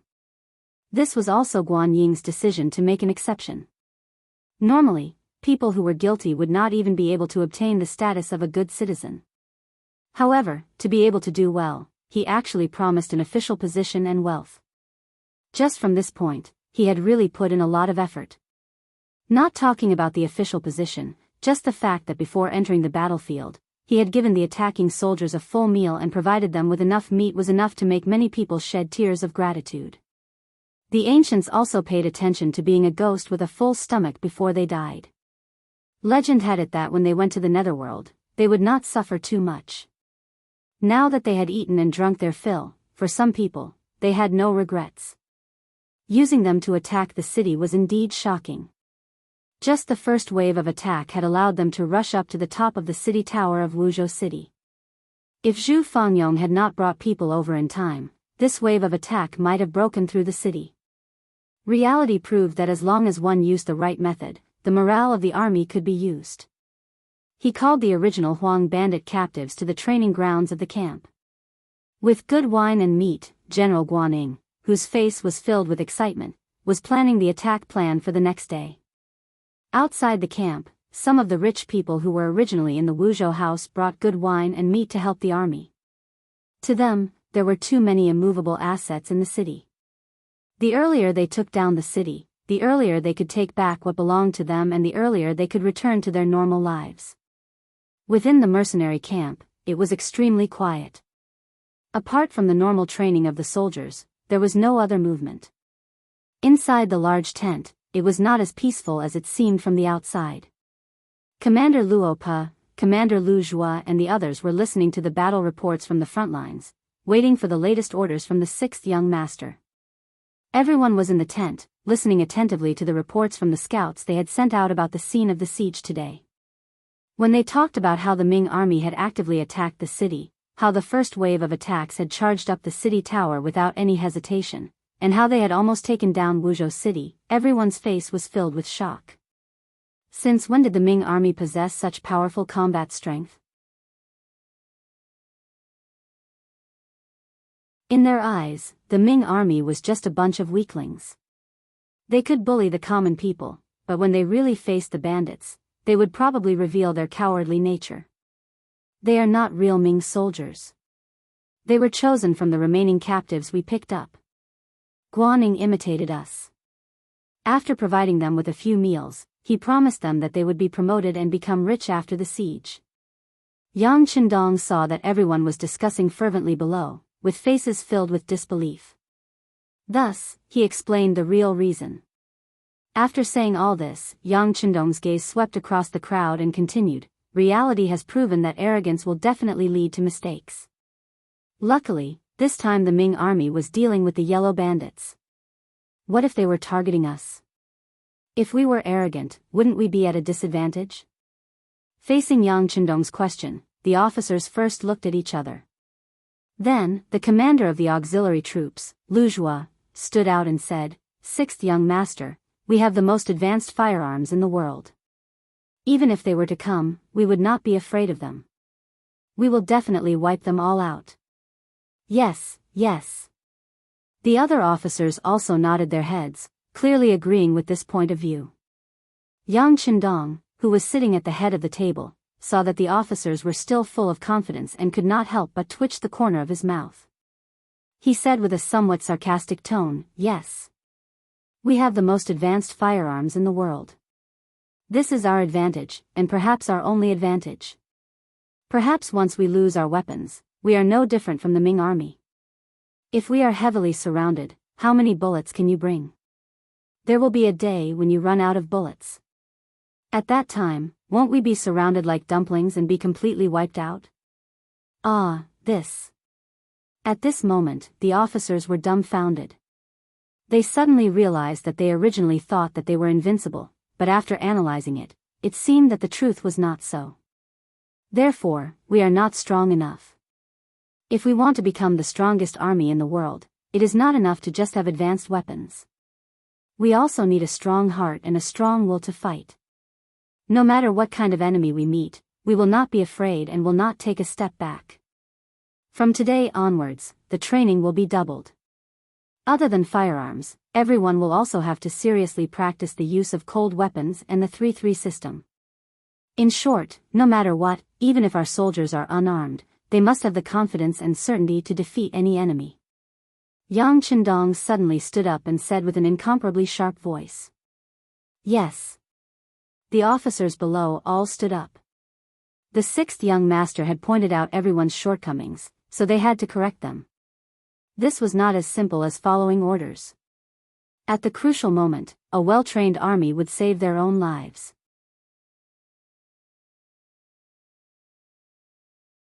After having a unified order, the military camp began to get busy. Other than the necessary personnel on duty, the other members of the First Guard Squad went down to the various platoons to teach the soldiers close combat tactics. For example, Tiger's Mane, Qiu Vi, Ba Daojiang, Ping Yu, and the others. Even Wang Yong, who had just joined the auxiliary soldiers, began to get busy. They all became instructor-like figures and began to walk into the military camp. They faced the normal soldiers and taught them the way of fighting. The Ming army and mercenaries were all hurrying their preparations. In the hall of the Wuzhou government yamen, the bandit leader Huang Yuliang was currently raging. He, who had gathered all the generals, first killed the general in charge of defending the city in front of everyone. Then, he rewarded Zhu Fangyong, who had provided assistance. Afterwards, his anger seemed to have subsided greatly. Sitting on the seat of the former Wuzhou Zhizhou, he looked at everyone and said, "You have to know that once the city gate is broken, we will all die. Even if it is for your own safety, I ask that everyone do their best. I also ask that everyone follow General Zhu Fangyong's example." "Yes, young Master Huang." The high-ranking officers and leaders standing below all agreed. However, there were only a few people who truly listened to these words. Even Huang Yuliang did not have much confidence in his heart. "You can all leave. Manage your brothers well and be prepared to go up the city gate tower to fight at any time. General Zhu, stay." Waving his hand, Huang Yuliang had an expression of tiredness and irritation. "We will leave." After the other generals all cupped their fists and said this, they left in 2s and 3s. As they walked, they whispered something. It was clear that they were analyzing the situation in front of them. Some of them were probably even spreading words that were unfavorable to the bandit army. If this were in the past, no one would dare to do all of this. However, 2 of the 4 heavenly kings were dead, 1 was missing, and only 1 was left. In this situation, Huang Yuliang's control over the army was clearly not as good as before. At this moment, it seemed that he could only allow these people to casually say whatever they wanted. There was nothing he could do. Everyone left, leaving only Huang Yuliang, 2 guards, and Zhu Fangyong standing in the middle of the hall. General Zhu, your performance today was very good. I am very satisfied. Huang Yuliang sighed as he looked at Zhu Fangyong, who was still able to organize a military force to fight against the Ming dynasty in this chaotic world and emerge victorious. This is all due to young master's good fortune. This general does not dare to claim credit. Zhu Fangyong did not forget to flatter Huang Yuliang. Ha ha ha, good. General Zhu is still the most loyal. This young master can rest assured when doing things. Huang Yuliang, who was extremely comfortable with this flattery, laughed heartily. Soon after, his tone changed. General Zhu, this young master intends to hand over the task of guarding the city to you. How confident are you? Zhu Fangyong, who was asked this question, was stunned at first, as if he was not mentally prepared. Then, he half knelt and said, "Many thanks to young master for thinking so highly of me. Even if you hand over the defense of the city to me, I will do my best." In Huang Yuliang's eyes, Zhu Fangyong's words of loyalty naturally made him happy. However, what he valued more was how confident Zhu Fangyong was in defending the city. Thus, he asked again. General Zhu, you still haven't said. If I hand over the defense of Wuzhou to you, will you be able to defend it? Zhu Fangyong slowly raised his head and looked at Huang Yuliang. He said with a serious face, in reply to young master, I will not be able to defend it. What? Originally, Huang Yuliang thought that even if he could not defend it, Zhu Fangyong would say some tactful words. For example, he would do his best, or he would hold on for a while, etc. He never expected such a direct answer, which caught Huang Yuliang off guard. You will not be able to defend it? I have 60,000 soldiers, so why can't I defend a small Wuzhou prefecture? Huang Yuliang asked unhappily. Young master, please forgive me for speaking so bluntly. You also said that we are in a small Wuzhou prefecture. If we defend it for a long time, we will run out of food and water.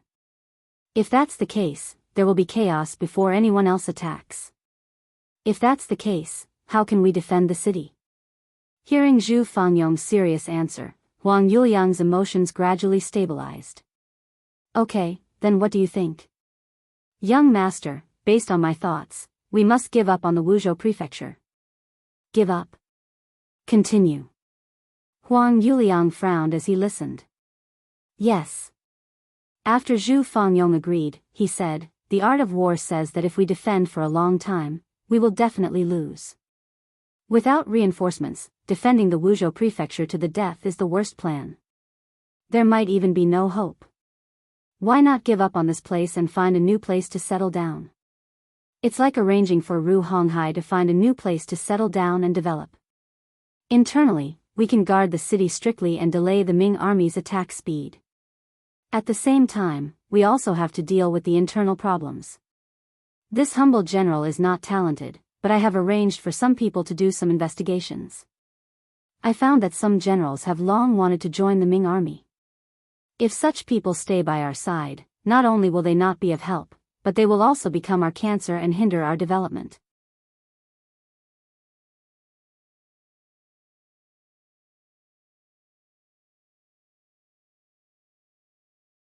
Chapter 395. Zhu Fangyong spoke with fervor and assurance, and Huang Yuliang listened very seriously. He only stopped talking after the time it took for a stick of incense to burn. Then, he stared ahead without blinking, waiting for his young master to make the final decision. From Zhu Fangyong's words, Huang Yuliang knew that Zhu Fangyong had put in a lot of effort. At least, he had carefully considered their escape route. More importantly, Zhu Fangyong's words were clear and logical, and he had a plan for how to proceed step by step. This made Huang Yuliang very confident. An army was most afraid of doing things without a goal. This kind of army was like a headless fly, and was destined to have problems. From this, it could be seen how important a correct direction was. Huang Yuliang had already secretly approved of Zhu Fangyong's plan, but he still needed to ask for more details. Yes, General Zhu, please stand up. You said that you could let Heavenly King Ru find a new location, but do you have a plan? In reply to young master, I do have a plan. If possible, we can let Heavenly King Ru lead the army to the vicinity of Gaozhou Prefecture. That place is vast and sparsely populated, and the territory is large. There aren't any important towns around it, so it's beneficial for us to move around there. Once the time is right, we can raise our flag again and gather a powerful army. Zhu Fangyong, who was already prepared, explained the plan in one breath. Gaozhou Prefecture? Hearing this location, Huang Yuliang hurriedly searched for it on the map.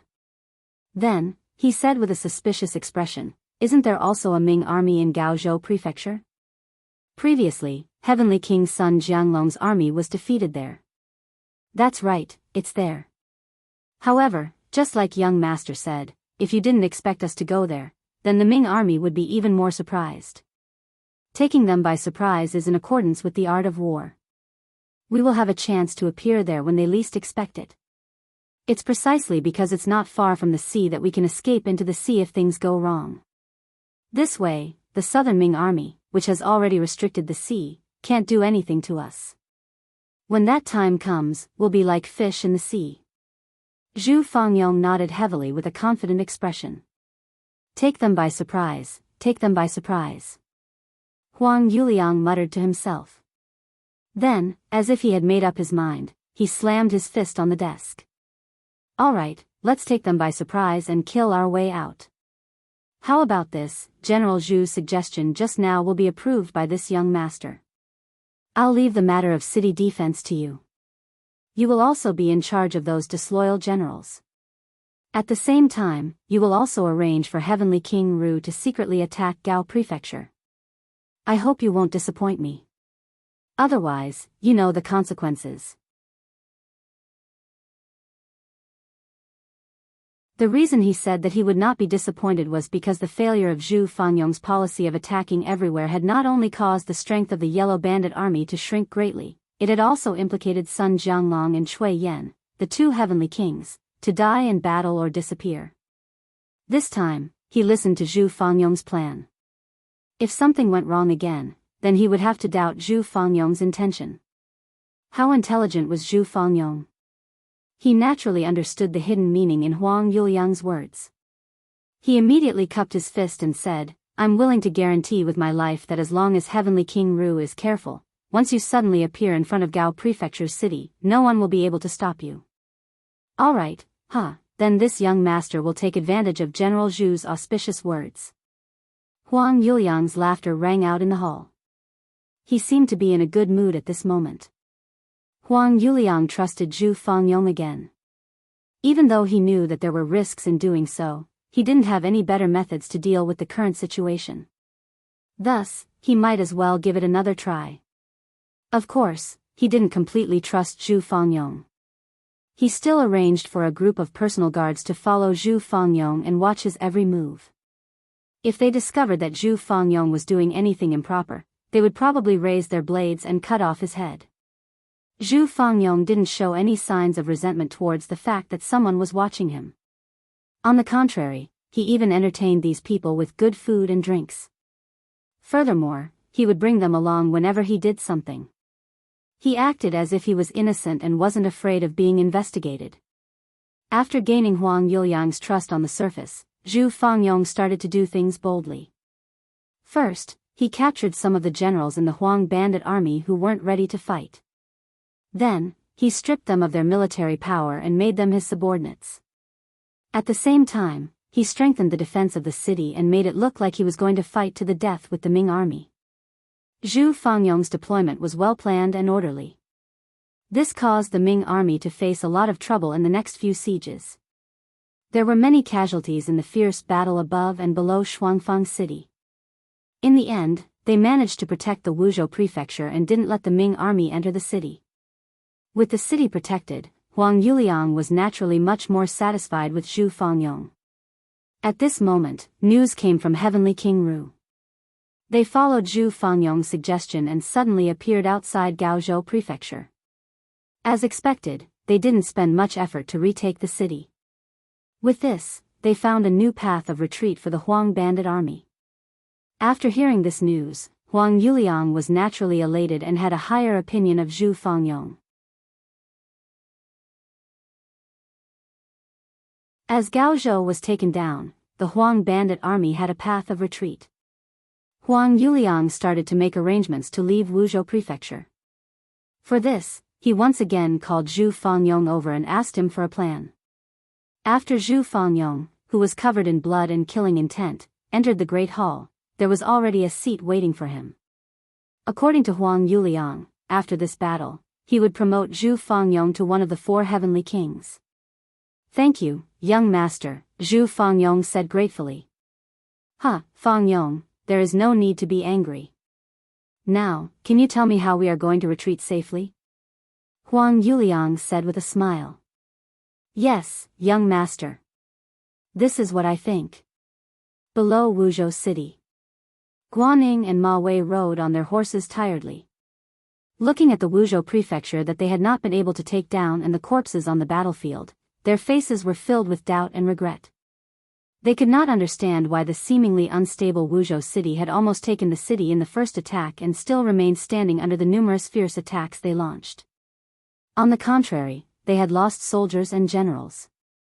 Putting aside the fact that most of the Huang bandit captives had died in battle, even the original 4,000 Ming soldiers had lost close to 3,000 men. Why had they still not taken the city? After 7 or 8 sieges, including the captives, they had 8,000 men. But now, they did not even have 2,000 men left. Most of them were injured. This was a result that Guaning and Ma Wei could not accept. Especially the latter, who had already given the order to stop the siege. Ma Wei was the commander of the Guangdong Guards. No matter if he was a general or a commander, he had to have soldiers under his feet to be able to use his power. But now, he had almost used up everything, so it was no wonder that he would suddenly give the order to stop the siege. Guaning did not understand this matter and had even argued with Ma Wei because of it. In his words, he had lost a lot of men and was under a lot of pressure. The Huang bandit army was also not having a good time. Now, it was up to who could last longer. Perhaps after another fierce siege, they would be able to take down the city tower and take down the Wuzhou prefecture. Ma Wei shook his head and did not agree with Guan Ying's words. Disregarding everything else, even if they took down the Wuzhou prefecture, with the amount of military power he had, it would be difficult for them to do much. They probably did not even have enough people to watch over the captives, so how could they talk about defending the city? Ma Wei very happily rejected Guan Ying's idea of attacking the city again. He prepared to rest and build up strength. He would wait for the internal strife within Wuzhou city to happen as the imperial envoy had said so that he could benefit from it.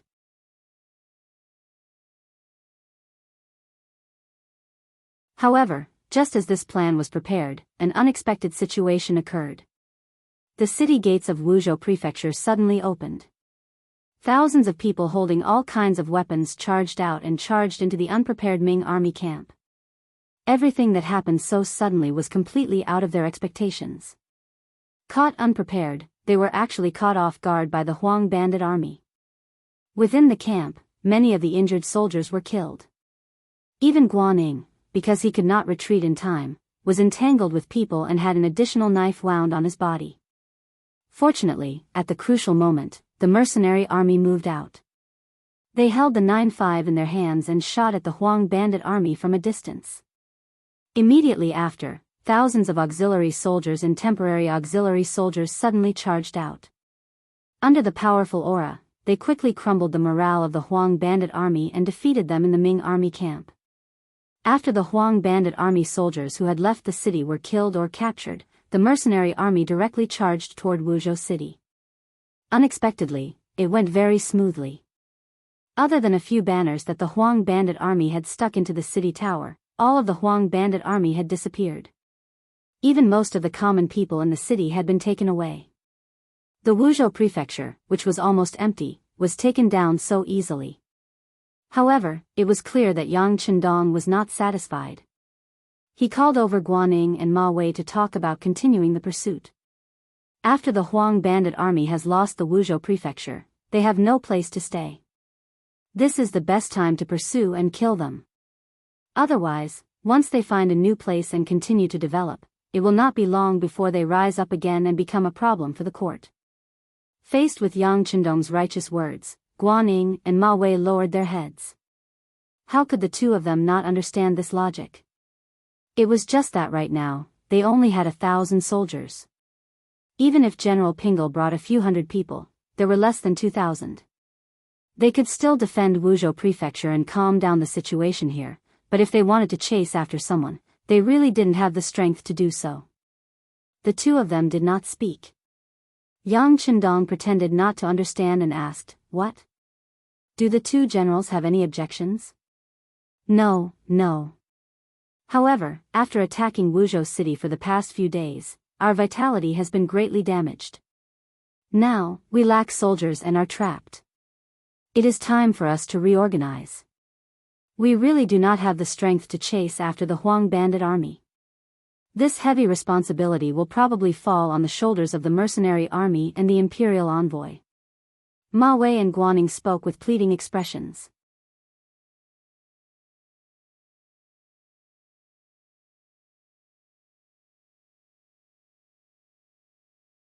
Chapter 396. So it's like this. Alright, since this imperial envoy has promised the emperor, then I will definitely completely destroy the Huang bandit army. Thus, we will leave first.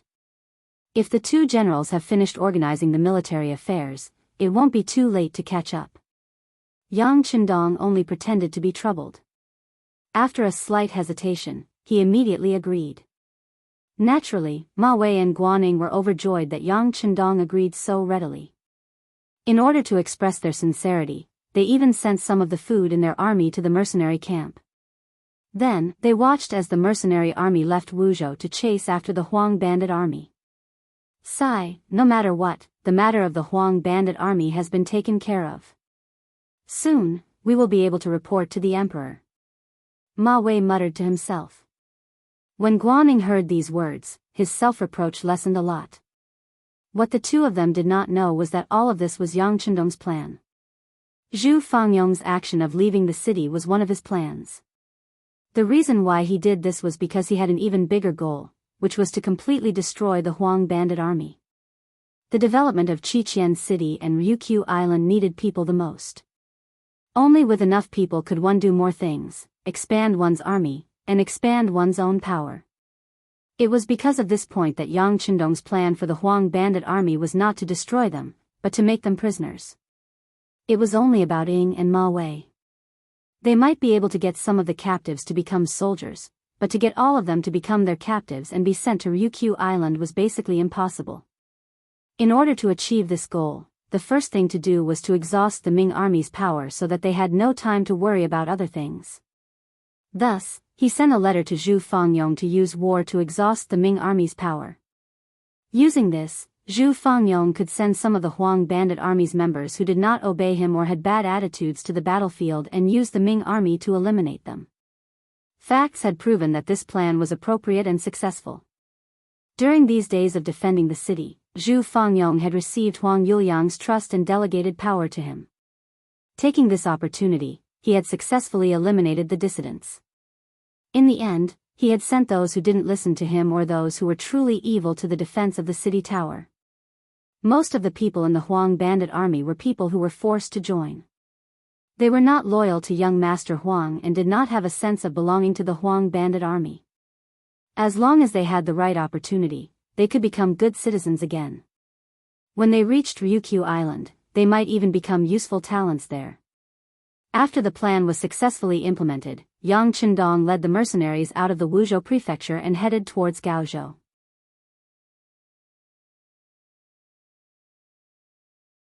Even when they were leaving the city, they still brought the gratitude of Ma Wei and General Guaning. Of course, in Yang Chendong's eyes, the more benefits he got from others, the better it would be for him.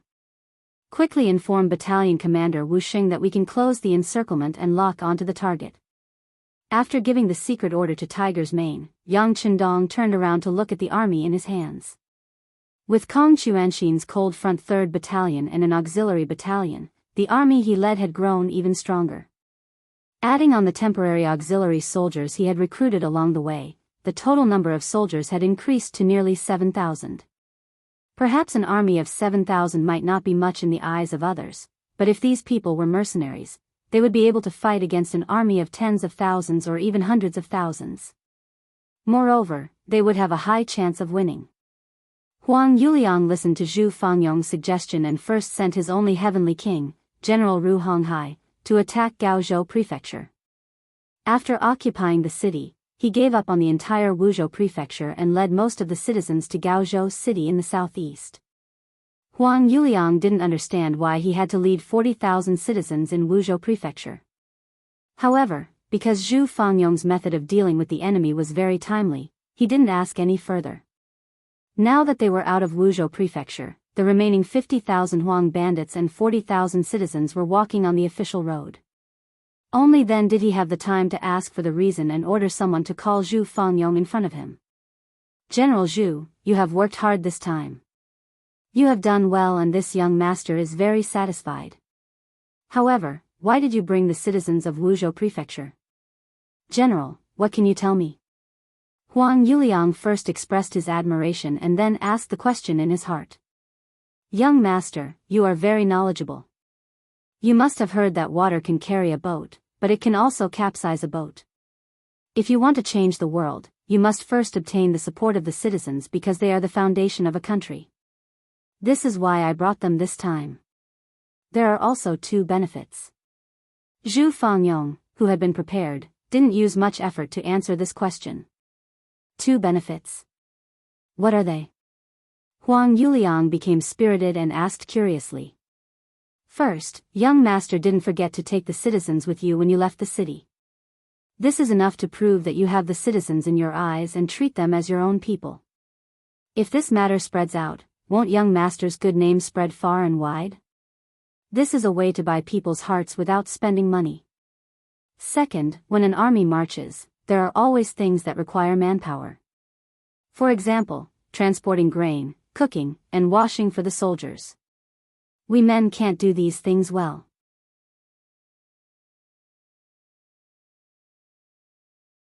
With these people, it means we have a lot of free labor. Why not? With their hands free, our soldiers can focus on traveling and recover their energy. Once we fight with the Ming army, they will be able to use their strength better. Isn't this the best of both worlds? General, we have robbed so many cities. Right now, we don't lack grain and even have money left over. Isn't it a good thing that we can use the extra grain to get so many people to work for us? As for when we don't have enough grain in the future, we can think of a way to get them to leave. At that time, no matter where they go, they will think of young master's kindness and want to eat and wear warm clothes with you. If that's the case, once they hear about your news, who wouldn't want to come and seek refuge with you? Why would we worry about not having enough soldiers? Wouldn't the army grow stronger? Zhu Fangyong said a lot in a row. Every time he mentioned something, Huang Yuliang felt his eyes light up. Good, good. General Zhu is indeed farsighted. With General Zhu, there is no need to worry about the world being unstable. Like this, from today onwards, General Zhu will be one of the 4 heavenly kings under this young master. Hearing this reward, Zhu Fangyong's heart was filled with joy. However, he still pretended to be grateful. Many thanks for young master's nurturing. Fangyong will definitely do his best to repay young master's kindness. Huh, well said, well said. Huang Yuliang laughed heartily. He was happy that he had obtained such a loyal and capable subordinate. However, he didn't know that from now on, his little life was in the hands of others. Zhu Fangyong had officially become one of the 4 heavenly kings. This made his authority grow unprecedentedly. Many military leaders used the opportunity to congratulate him to express their loyalty. As a result, his influence in the Huang bandit army grew larger and larger. In fact, he could even make decisions on many matters without needing to report to Huang Yuliang. All of this gave Zhu Fengyong more support for his plan to complete the sixth young master. Gaozhou Prefecture. After Heavenly King Ru Honghai used a surprise attack to occupy this place, he gradually became arrogant. As one of the old four heavenly kings, Ru Honghai wasn't as brave as Gung Jun, nor as tall as Cui Yen. He wasn't as familiar with naval battles as Sun Jianglong. He was able to become one of the heavenly kings mostly because of his obedient personality. Among the four heavenly kings, the one that Huang Yuliang trusted the most was probably the ugly and average-looking Ru Honghai. There was no one else. His luck wasn't bad and he actually managed to survive until now. He even took over Gaozhou Prefecture and found a path of retreat for his young master. This merit could be said to be great.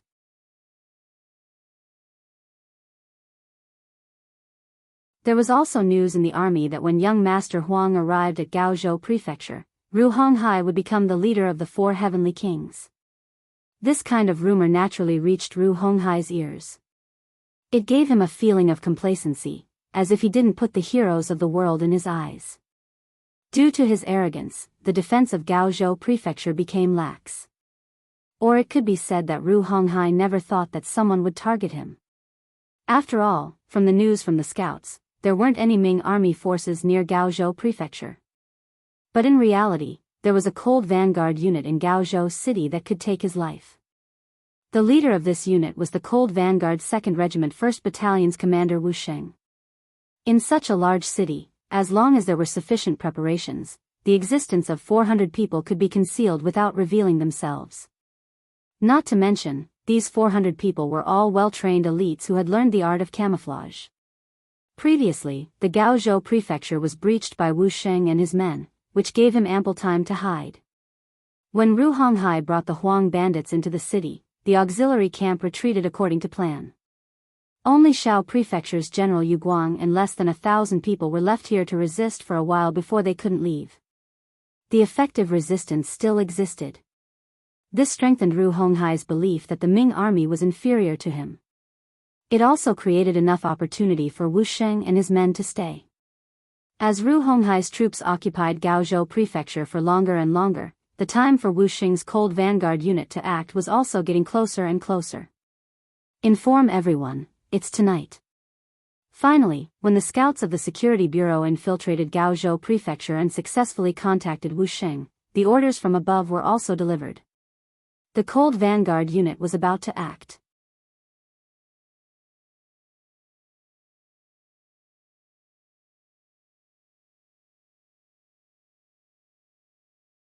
Chapter 397.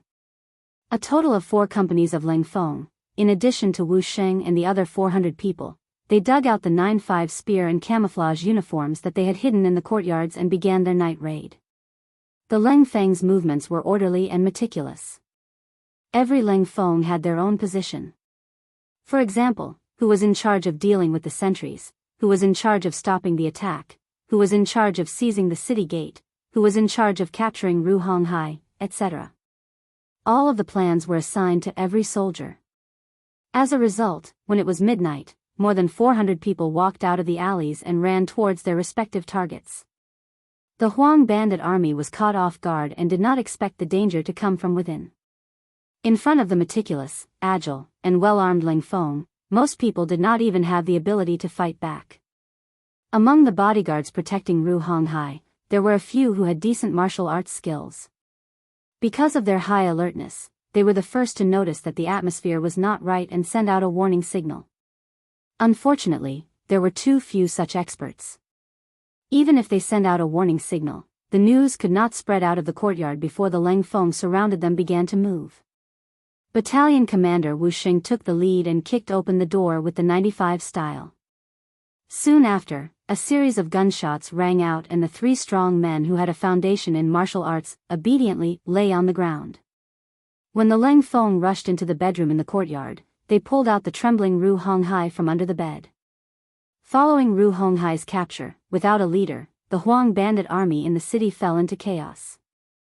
At this moment, the Leng Feng hiding in the dark suddenly made their move. Along with the loud shouts from the city gate, the seemingly majestic auxiliary barracks approached. Finally, the barracks exploded. No matter what kind of army it was, once the barracks exploded, it signaled the beginning of a disaster and defeat. The soldiers fled in all directions. The soldiers did not know their generals, and the generals did not know their soldiers. Once chaos erupted, it was hard for anyone to stop it. Even if the generals were to shout now, there was nothing they could do. There was no way to reverse the situation.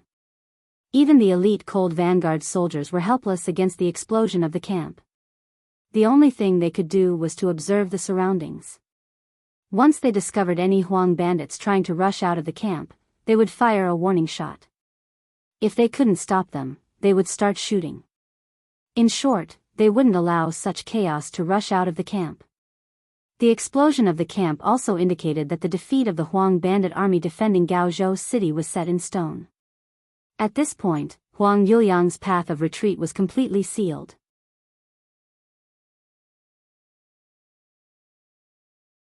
At this time, Huang Yuliang was leading 50,000 bandits and 40,000 commoners 80 miles away from Gaozhou city.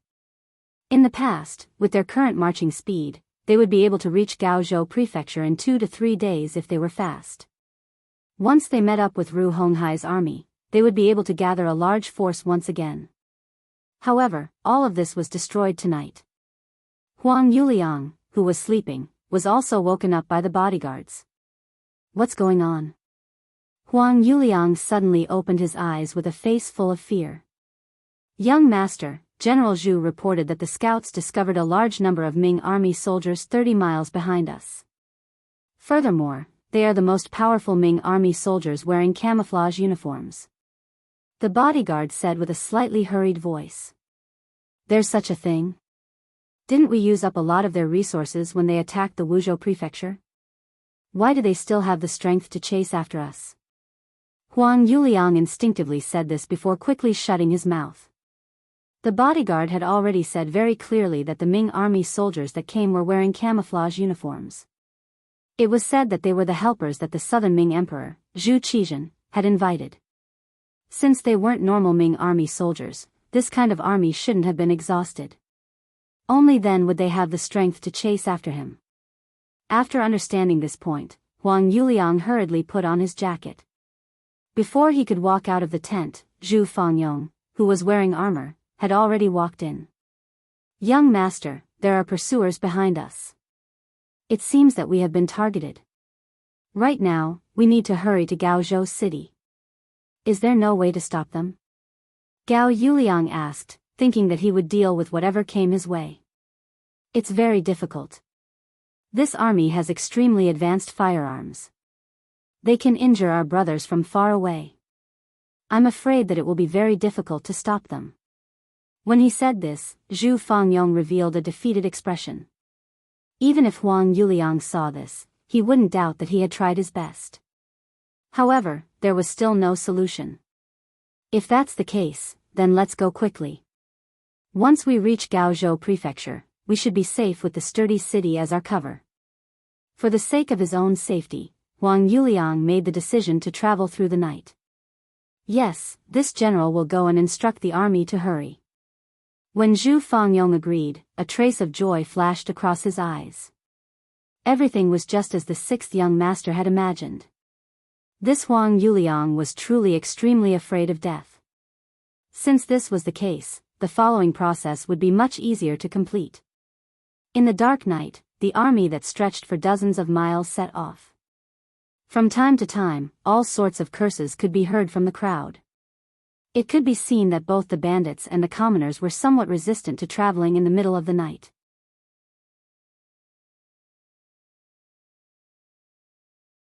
Gaozhou City. When the sun rose, the commotion in the camp was basically over. After a night of torment, the Huang bandits were also tired. In addition, they could clearly see the surroundings after the sun rose. The chaotic environment became less and less chaotic until finally, it was completely peaceful. After everything calmed down, Heavenly King Ru Honghai was escorted out of the camp by Wu Sheng and Ling Feng. When they saw that their general was captured and they were completely surrounded, the Huang bandits had no choice but to surrender. The captives threw down their weapons and walked out of the camp in batches. Wu Sheng's face was filled with joy. In just this battle alone, they had captured about 15,000 Huang bandits. Most of the people here were strong and healthy. One could imagine how many things they could do when they reached Ryukyu Island. However, just as a smile appeared on his face, a soldier came to report that the Shaozhou General Yu Guang, who had disappeared for a while, had returned. He was currently waiting at the government office. Oh. The speed of picking peaches is quite fast. Fine, since they want it, I'll give it to them. However, if they want to take these benefits from me, Wu Sheng, then they won't be able to do so. Let's see what kind of price they can pay. There was a glimmer of light in Wu Sheng's eyes. He had expected that the Southern Ming army would appear early in the morning.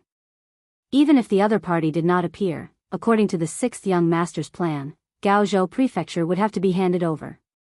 However, taking the initiative to hand it over was one matter. If the other party wanted to take it back, it was another matter.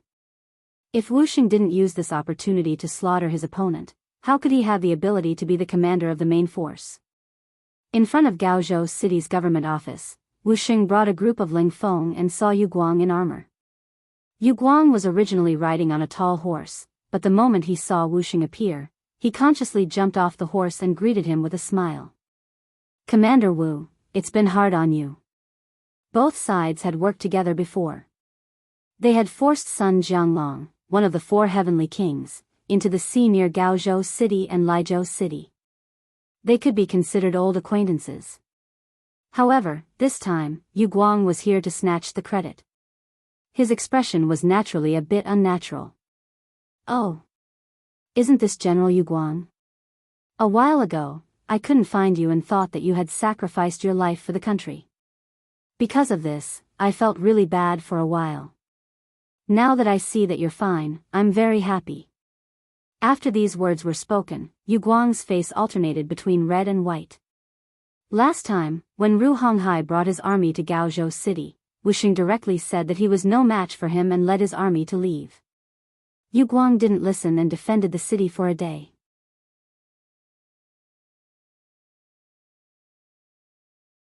In the end, because he didn't have enough troops, he escaped from Gaozhou City.